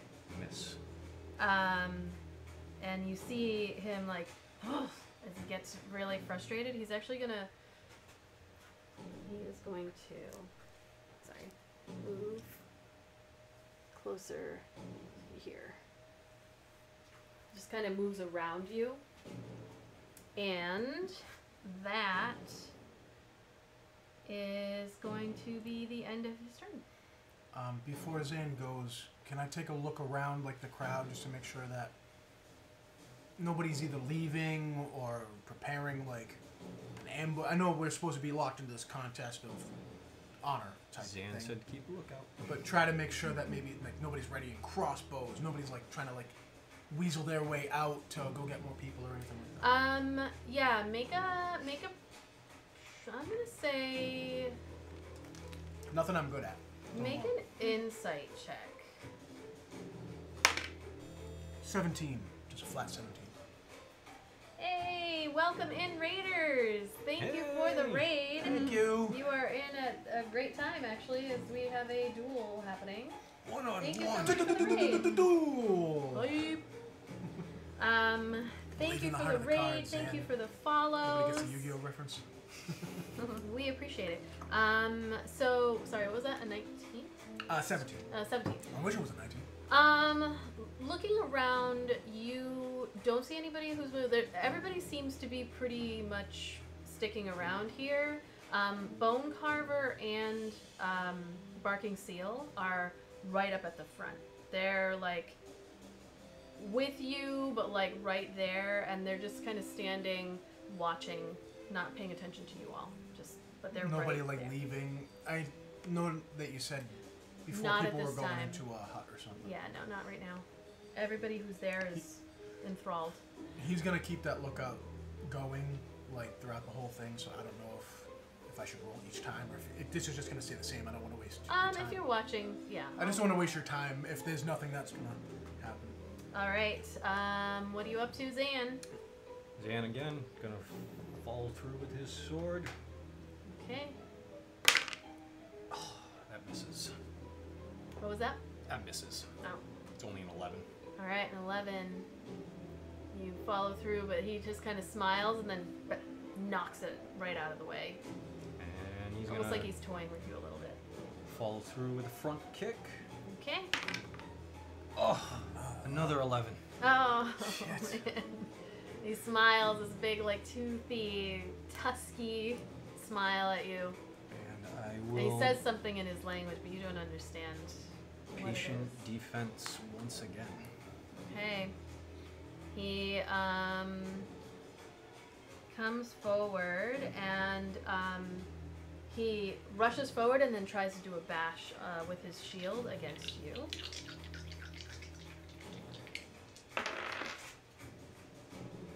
That is an 18 to hit. Miss. So he bashes against you, but you just step back a little bit. And he's gonna try that one more time. Actually, that is a 22. What's 14 plus 7? 21. 21. Hits either way. Okay. 21. 21 to hit. So he comes forward, bashes. Yeah, I rolled a 17 and a 14. You take not much, but I need you to make a strength saving throw. As he smashes you with his shield, you take 9 points. I'm sorry, almost critical. I have to sub that out. That Says is three in a row. 9 points of bludgeoning damage. And I keep spitting tonight. I don't know Take what's up. another D30. You are knocked down onto the ground prone. So you said that was 9 9 points of bludgeoning damage. And he is going to take his third attack, now with advantage. Be a straight roll, because I have disadvantage from patient defense up. 15 plus 7. That hits. 22 with his spear as he comes down with it, jabbing you right in the shoulder. And that is going to be... I'll go check the dice because I don't have anything else. 14 points of piercing damage as he just stabs it up and then lifts it out of your shoulder. Fuck. Not real deep, but... Will there ever be a duel that we win? Hey, this just started. And he is going to just kind of stand there. You are up. Should I roll my... No. I was going to say, I don't know if... Yeah, no, I'll let you know. Because Zan is prone, he's going to do that, like, roll around him. Okay. Stand up. And he will, again, slash with his sword. He turns in your direction. What was that? That's like 27 to hit. Oh yeah, that hits. You're too fast. He goes to like... he You're the Homer goes to bash Simpson, it. He slashes back. 12 plus 4, 16 points of damage. Alright, 16. And he will follow up this time with an elbow. That's 17 to hit. A 17, he is going to use his reaction to parry and add 3 to his AC. And so he uses his shield. And that does not hit. Once again, bonus action, patient defense. Okay. He is going to move. He comes like around you. And you all are. I was going to say, alright, just wants to stick his foot out. Like, and he is going to try to bash you down onto the ground because that worked well for him. So he comes up behind and when it comes, does he have to make a strength save, or is there strength if it's like the ability I have? Is it either a strength or a dex? It's a strength. It's just a strength. Yeah. Where the fuck did that go? Sorry, everybody, that's my head. A 15 and a 16 plus 7 is a 22. 22 to hit. hits. You take... I should just leave these out.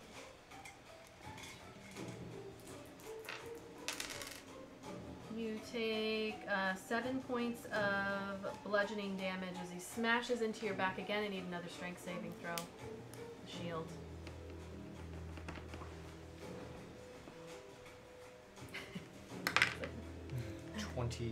There you go. Or 23, sorry. He bashes into your back. Baseball slide. Yeah, you do a little slide backwards, and he's going to try one more time. Try to bash you. Bash you down. He's just coming at you with this shield. Gonna get you. 16 and a 17. And you take another +7.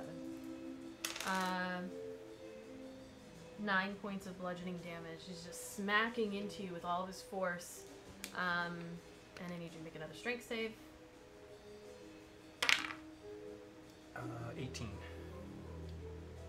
That works. So he gets frustrated as you just push back. He is going to use his spear to try to jab at you. Oh, that's a 3 and a 4. So, 10 and 11. That was cool because I think, didn't you say the last one was like a 13 and a 14? It was 16 and a 17. Oh, right. So he stands there, just tries to jab at you, but you're ready for him this time. All right, it is top of the round. Back to Zan. Alright, changing it up this time. Zan is going to come in with a kick first.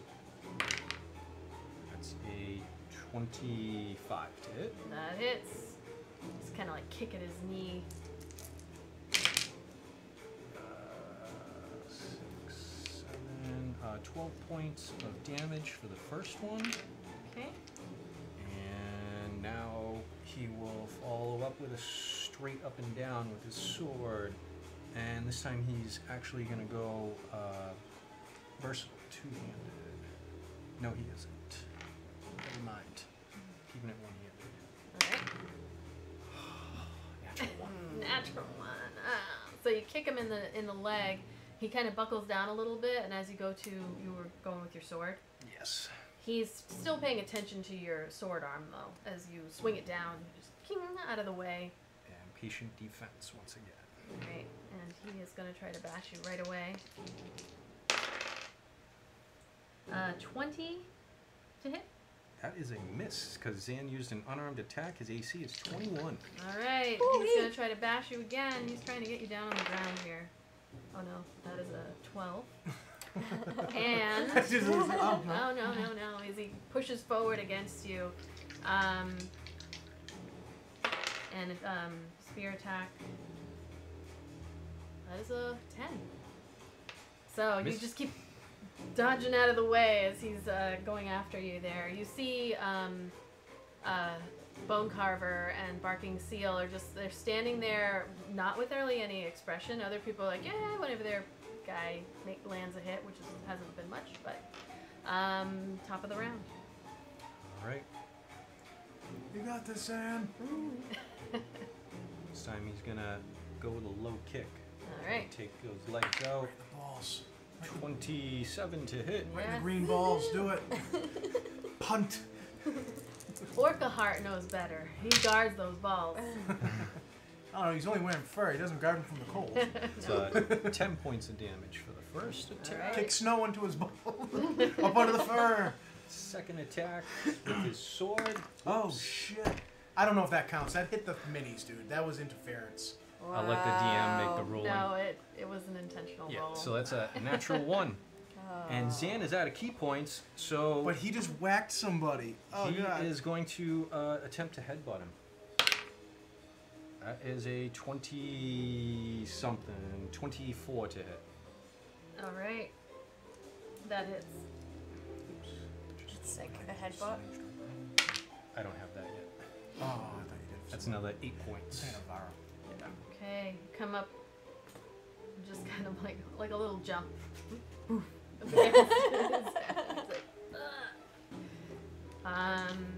right. The shield bash. It's like this little man needs to go down. That is not going to happen with a natural 1. Patient defense, right? Nope. Oh, you did not. Nope, I ran out of key points. Oh, okay. I need to reroll that. Oh, because you have advantage on... No, I was rolling with She was rolling disadvantage, with but disadvantage. it's a straight roll. 17. Miss. Shield bash again. Natural 1. Miss. And he's going to try to stab you with his spear. 14. Nope, that was a 17. Sorry, not a 7. 24 That hits. to hit. And that was a spear. So we've got...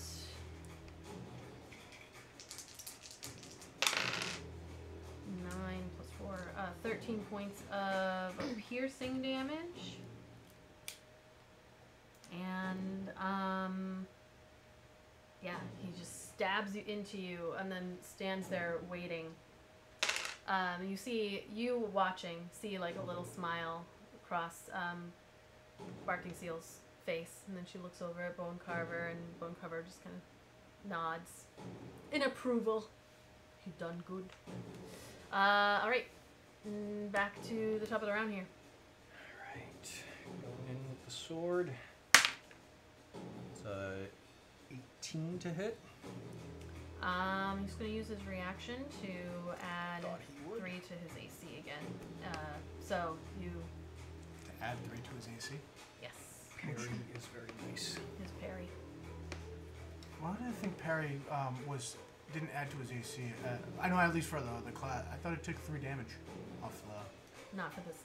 Oh, not for him. He's got different abilities. Yeah. That's cool. I like that. I wish I had that.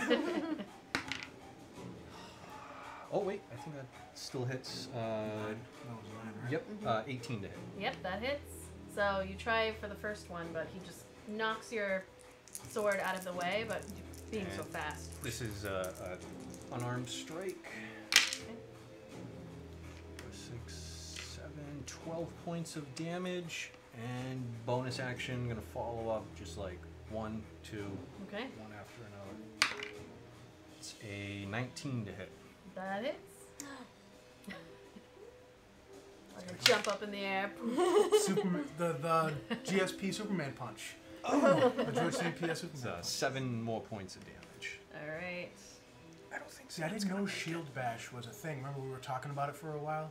How to try to like make a shield bash that would hit because our carries a shield. I didn't know that existed already. Yeah, I didn't realize They give all the either. Enemies have all cool things. Yeah, this is a gladiator, so it's probably a type of thing that you could do if you have that as your That's a gladiator. fighting style or something. I don't think that's a fighting. No, I don't mean gladiator as a fighting style, but there's probably a comparable one for PCs that has... Yeah, just shield shove. Alright, so he is going to...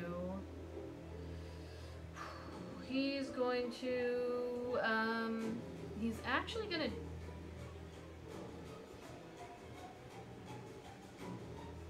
No, he's gonna stick with what he's been doing. He's trying to get you down on the ground. He just keeps coming at you with, are you patient defensing? Oh no, you ran out of key points. Ran out of key points. Okay. Wow. Okay. Nope. And this is a spear attack. There's 2 shielding. 19. It is a miss. 21 Okay. is my AC. He's getting frustrated as he comes forward. He's trying to like bash you, and you're just moving out of the way, even without your patient defense. You see Arik as you're watching Bone Carver and Barking Seal. Like Barking Seal's head lowers a little bit, and she's starting to get frustrated as she's watching him like try to hit this little man, and he can't. Top of the round. All right, sticking with what works. He's gonna swing with his sword. That is a natural 30. There you go. And because this is my first, this is the one that's got like all of the shit, all the good shit with it. So what are you doing? So because it's the first hit, he's just gonna do that like classic drawback, and then he's gonna fake Down. low and come up high. All right, so we With his fist? with his sword. Oh, with the sword. Okay. So okay, we got 5, 7, 10, so that's 25 points of damage for the first one. And then Zan's gonna follow up again, unarmed, 2 unarmed strikes. First one misses, because that's a 13 to hit. And It's only because you knocked him out of the way. yeah. And then second one is a 22 to hit. That hits, yeah. And that's another 7 points of damage. You have to roll so many dice Right. and 1d4 to tink. Dan's good on the first attack. After that, it starts to taper away. Okay. Alright, so it is his turn. You see him, he's like, and he tries again to bash you down on the ground. See, I like that shield bash because it's That's forced to be a strength based. 26 to hit. Yeah, that hits. Strength saving throw. And you take...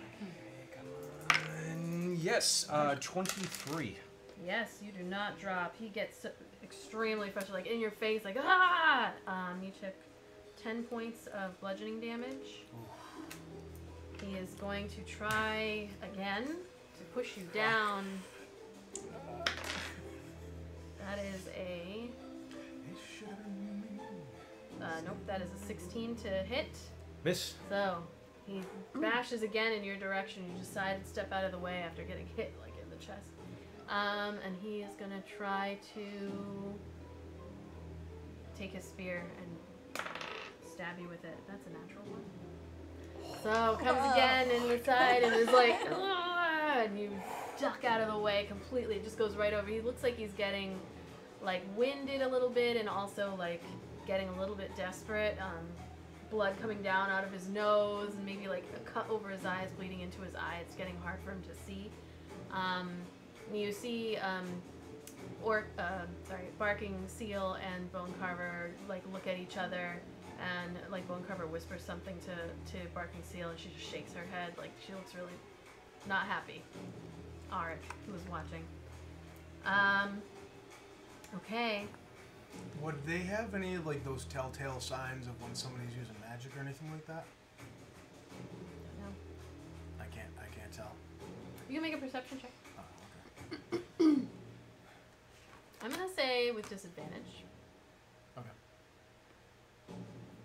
Two at once. Oh! And that's both low. That's a 6 plus, either minus or plus 0, so yeah, Okay. plus 0. Yeah, looking at them, you're watching and you're like, but all you can see is a little whisper and then just her shaking her head. Like, it looks like she's just disappointed Okay. from what you can I tell. just know because, you know, Arik's been spending so much time with these magic folk. Okay. All you magic That users. is, are we at top of round? I believe so. Okay. So, go ahead. Zan, what you doing? Zan's gonna spit the blood out of his mouth and kind of do that, like,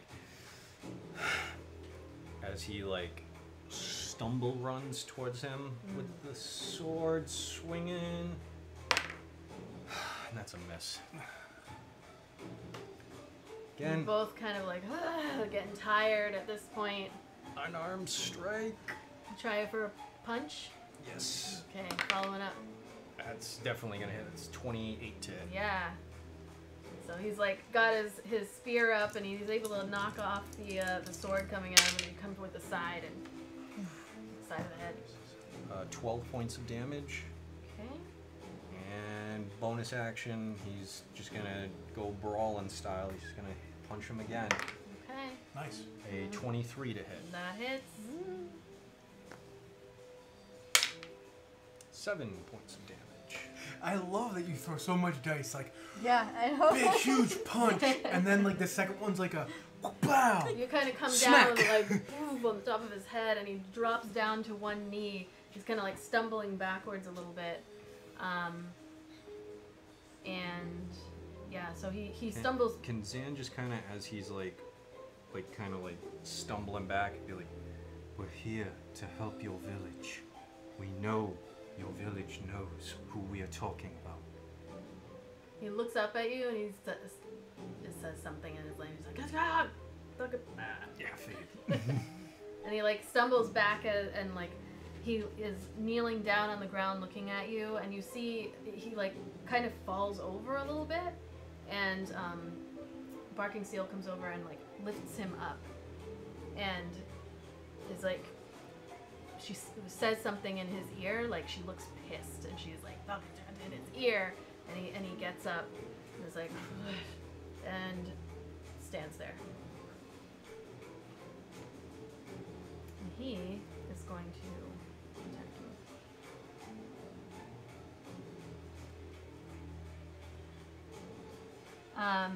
Make a perception check. Me? Yep. 8. He swings his shield. Spin on it. I know, You I had got it it. on the 8, like you like tossed it and it didn't. Another work. 8. Another 8. Fuck. Almost critical. What are you doing to us tonight? Shit.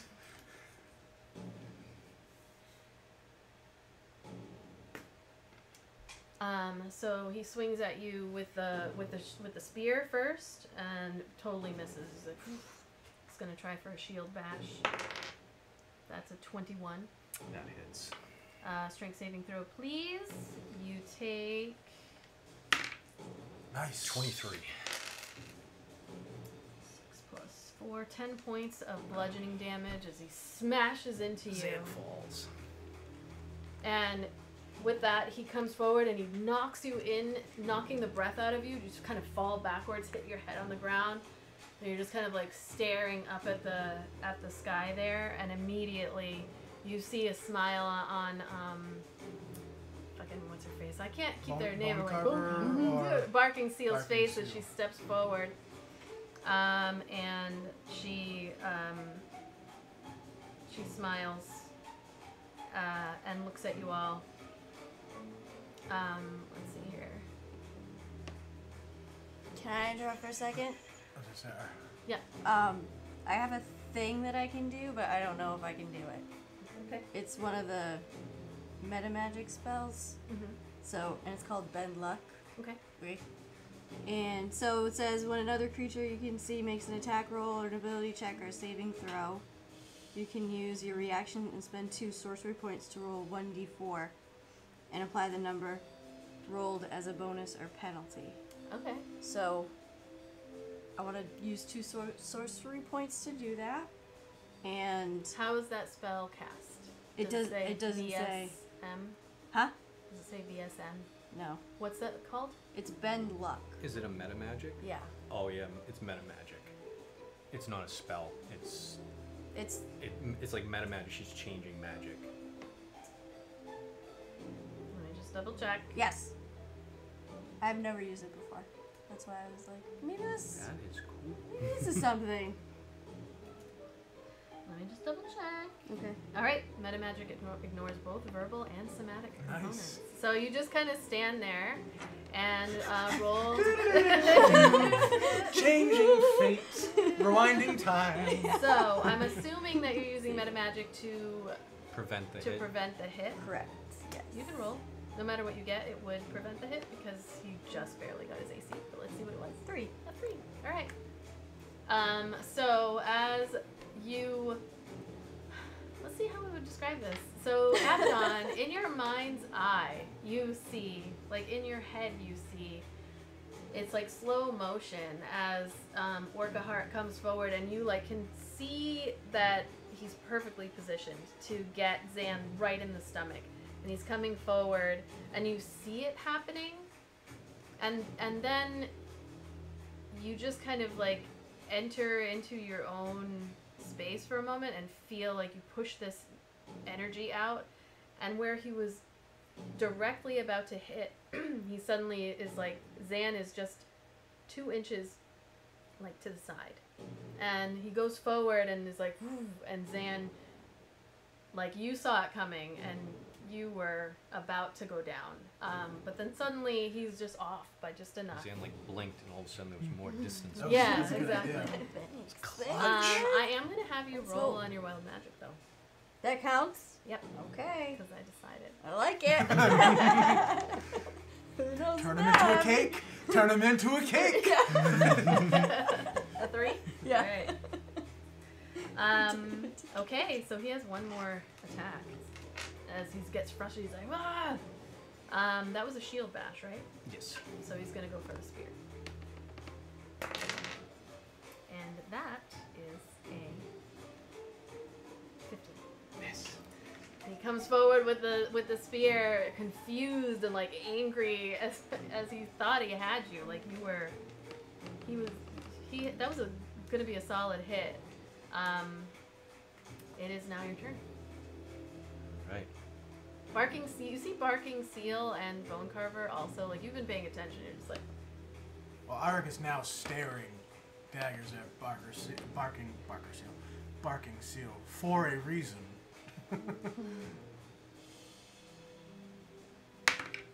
Nice. Okay, yeah. Natural 20. as he comes forward with with his spear and like misses. Zan is going to duck the spear and swing straight up. Swing away, Zan. Alright, so 4, 5, 7, 8, 16, 21 points of damage for the first attack. And I won't take any. That's cheer- all you need. So. Nice. Oh! So. You did it! What? Team! He swings over That was your all head with that because it looks spear, so good. and as the shield, like, and that, like, rage and confusion in his one working eye as he's, like, going forward, there's, like, spit coming out, like, bloody spit. He's like, ah! What do you do? So as it's coming up and over, Zan's gonna like step back down low and take the sword, come straight up the middle, and as he falls, Zan's just gonna do that like classic like last hit. Zan is just gonna drop down to his knees. And Orca Heart just like it slices up the front, not to the death. This No. is not a death fight, but as he falls down, and you see Bone Carver like races forward right away, and places his hand on the wound and you see it kind of knitting up right away, and Barking Seal steps forward, looking. There's no expression on her face, actually, as she steps forward and then turns and looks at all of you. Does anybody else do anything? Zan has fallen on the ground. Arik will, he'll go to Zan. Yeah, Maccath comes over too, and she Yeah. actually casts Cure Wounds on you. Oh yeah, I was gonna say Arik's gonna like put his hand out and help him up as he gets So healed. she cast it at level 1 just because it was Fought well. good. What is she at? I'm gonna say you got 10 points of healing from that. Just level 1 Cure Wounds. And Barking Seal. Oh, did you want to do anything as she turns to look at? Or you're helping up Zan? I was helping up Zan. I only had something that I was gonna say if Zan lost, so Okay. I'm not worried now. What are you doing, Abaddon? Just watching. Okay. Just watching. Sit there with a little. Yeah. she's like twirling a little bonnet. Yay, Zan! I changed the flow of time.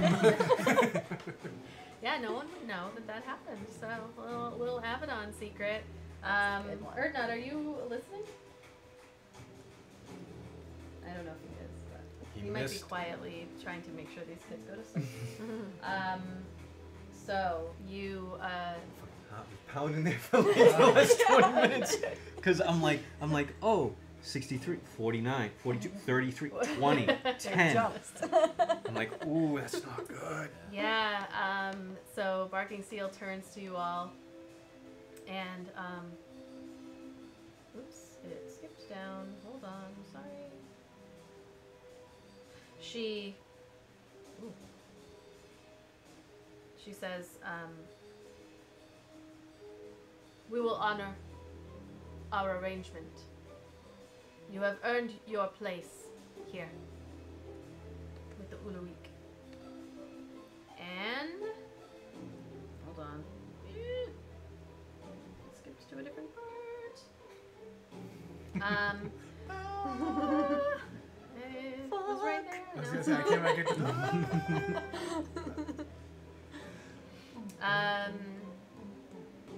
So she says, you may stay amongst us tonight. We will have a feast and celebrate Yes! Everyone's your stoked. victory, as you are now part of our tribe. And you see actually Nora Leah, who's been standing there the whole time, is like, good job. She like looks down at Erdnot and is like, good job. That was very impressive. Yeah. Guess I'll be sleeping up here with you all tonight. She like pats him real hard on the back. And you see one of the other villagers comes up to Barking Seal, and they exchange, they talk, and Nora Leah is like kind of reading their lips, and she's like, oh, we get to sleep over there tonight. And she points down to the storage hut that has like all of the like supplies and stuff in it. Like, That's what they're offering for the evening. Much warmer than the boat, though. I'll take it. I'll take it.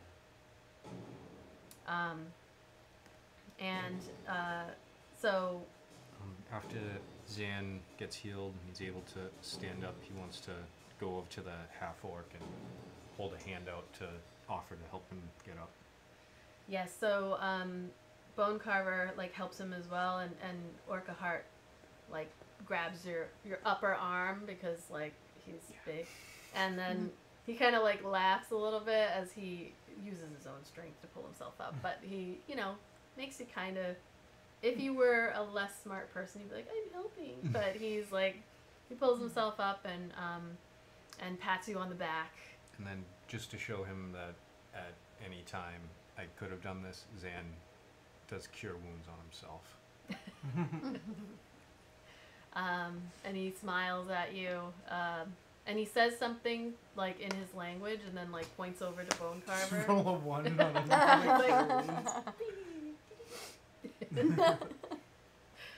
he points at Bone Carver and says something to you in his language there, which you kind of are like kind of, that's what this guy's for, says. It's not that they have like a party, but as they kind of like bring you into the fold here, and they begin, they set up this warm fire for you, and you see the village begins to cook some fish and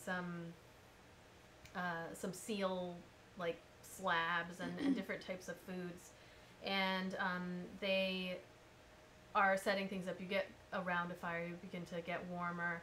The people are all speaking their own language. It's kind of clear to you that Barking Seal can speak common, and even then, like, I'm doing a better job of saying what she's saying than she actually is. And Nora Leah has to do a lot of translating for you.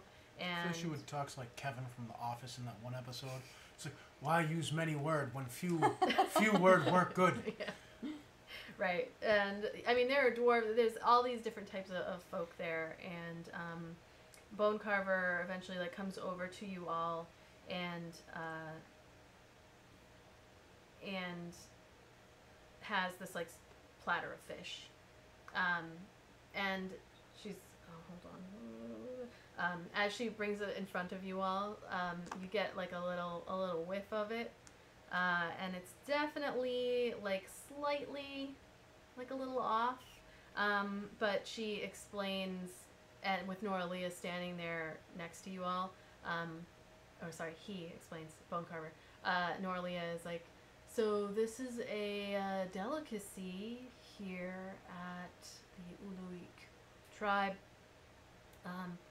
It is a little of a bit of an acquired taste, but they, prefer, and like Bone Carver's talking to her, they prefer the tanginess of the the spoiled meat a little bit, so it's a delicacy here if you wanted to give it a try. I will try it, why not?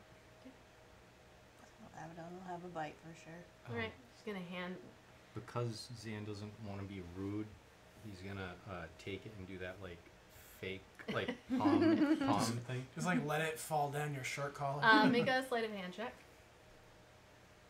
as you attempt to do that.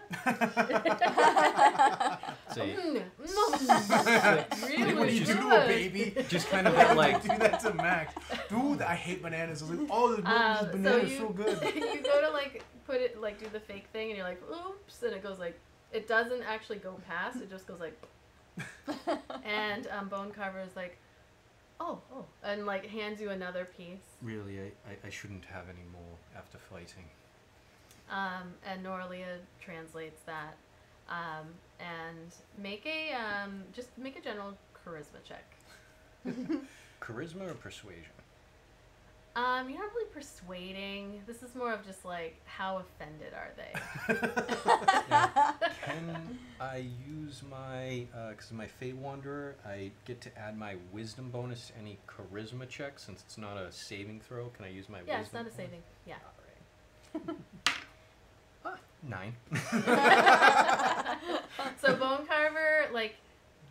say that, and Noralia is like translates it, and Bone Carver just kind of looks at you like, and then goes to. Would Micaiah take a bite of this traditional? Yeah, I think so. Okay. I'm gonna ask Erdnot if he does. All I'm thinking of is the Icelandic shark. Mhm. The shark. Yeah. That's why, like, Yeah, they ferment it for like a year or they something. like pee on it and leave it in the ground Oh, for like yeah. a long time. It's fucking. It's Gotta like try. pickled old shark or something. Horrendous. So as you all sit around the fire eating this delicious, delicious maybe, it's got a kick to it for sure. You're like, this fish, the fire roars, and I'm gonna have you, roll me a Constitution saving throw. I thought I was gonna say something after we had ended. You gotta make it because you ate it. I was gonna say like who. I want no con say con roll, huh? Is it a saving throw or just a straight? Constitution saving throw. 15 plus 6, 21. I fucking loved it.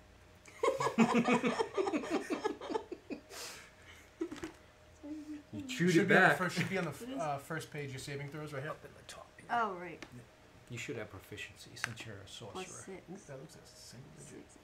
11 and 6, 17. Nice. Nice. You both fucking love it. Delicious! This is great. I don't How you do? Zan doesn't have You don't to, have to right? roll it. No, you didn't. You Just didn't have to do smell since Yeah, it's I just- hanging out on I'm your just collar. waiting for did Erdnot or Micaiah throw up? Yeah. I feel like Micaiah's got a cast iron stomach. All the booze she's drank. Yeah, that's true. All right. So as you watch Micaiah, she like for a moment is just like, "Ugh," and then you see her eyes like roll into the back of her head, and she just kind of like falls over, and she's can I, like- unconscious. Holy shit. Oh no. You take Oh shit! It's not because it's rotten. It's poison. 7 points of poison damage. Damn it. These bastards! Fuckers cannot be kept to their You take word. 12 points of poison damage. 12 with a 21? I rolled a Yes. 21. You didn't fall unconscious, did you? No. No, you did not fall unconscious. Arca's just gonna go, ow, my tummy hurts. Hey. I'm Fucking gonna jerk. say Erdnot would have probably eaten it. Don't you think he would I have think eaten he it? would've. It's Alright, stinky, so Erdnot absolutely. is gonna take I'm gonna have him roll. Oh no, he failed too. Doesn't he get And advantage Erdnot. for poison, or is that just disease? Because of dwarven fortitude. He does. Oh, what jerks. Oh, lucky. 5 and a 15. So he takes. Also, Erdnot takes 12. But the only person who falls over is Micaiah. And so as you're sitting there, you see Bone Carver looks at you all, and then as Micaiah like passes out and is like looking at you all expectantly. Is this fish? Are we eating fish? Yeah. Mm-hmm. Or not doesn't eat fish? Okay. You would have make. It has resistance to poison. Yeah, I rolled for you. Okay, so he didn't eat it. So Micaiah is the only one who falls over, and then you see Bone Carver looking at you all like, well, I mean, so. Like, we aren't your run of the fucking mill. Like, Wow. Zan, with his movement, immediately runs up to Bone Carver to grab him. Okay. He doesn't move as you come up. How do you grab him? Zan's just gonna do the classic setup for judo. He's doing collar and elbow. Like, he is ready to throw him. And you see a bunch of people stand up as Bone Carver looks at you and has this expression of like, well, fuck, on his face. And that is where we will pick up next time. Can't trust anybody in this Wow. world. Wow. We fought for them, Actually, and I gotta still they're like, roll. nah. Okay. Fair and square. I mean, Yeah, if you, no, can't, I if mean you shit. can't trust people who obviously don't like you to give you not poison, disgusting tasting fish, who can you I trust? thought that whole time. I'm just like, So you see, you know, everyone stands up, including Barking Seal, and that is where, as Nora Leah also is like, you all kind of get a little like, ugh, you feel it coursing even through Nora you. Leah? Oh man. She doesn't pass out. She just stands there like. I know, but they poisoned her too. Like, come on. And that is where we pick up. Thank you all Sons for of bitches. joining us. That was fun. That was a good one. That was sweat until Hopefully the end. you enjoyed it, and we will be back tomorrow, I hope, with the Midnight World. I think we are back tomorrow. Did we not do it? I forget if we took last week off, but I think we're back tomorrow with Midnight World. If not, it's definitely a rerun. And then on Tuesday with Wicked Independent Prestige Incorporated, be sure to use your channel points. We are going to, let's see, we'll be choosing our Mug Club winners on Tuesday, so stay tuned for that. And hopefully our Mug Club winners will get to show pictures of the things that are sent to them once they are announced. And, yeah. Thank you all for joining us. Thanks for hanging out. you. You guys were all awesome. See you soon. And thank you for the raid, whoever, I can't That was remember. Vancouver by Night. Thank you for the raid, Thank you. Vancouver by Night. Thank you so much. And did I miss a redemption? Because if so, no, I did not. All right. Have a good Well, night. you're all Oh, awesome. we gotta Thank you. fucking raid somebody. Goddamn. Ah, raid! We gotta raid. Let me Raid find with the somebody to raid real goopy fast. gross fish. We are going to raid. Let's raid. Let's raid Dragon's Duel. Dragon's Duel. We are raiding them. Raid. Dragon's Duel. They used to be.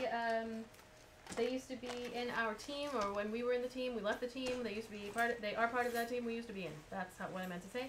So we are going to take everybody over to Dragon's Duel. Thank you for hanging out. So glad my cameras worked today. Hopefully the audio actually worked and you are hearing our voices, and somebody would have said something if you couldn't. But we will see you soon. Bye. You guys are awesome. Thank you.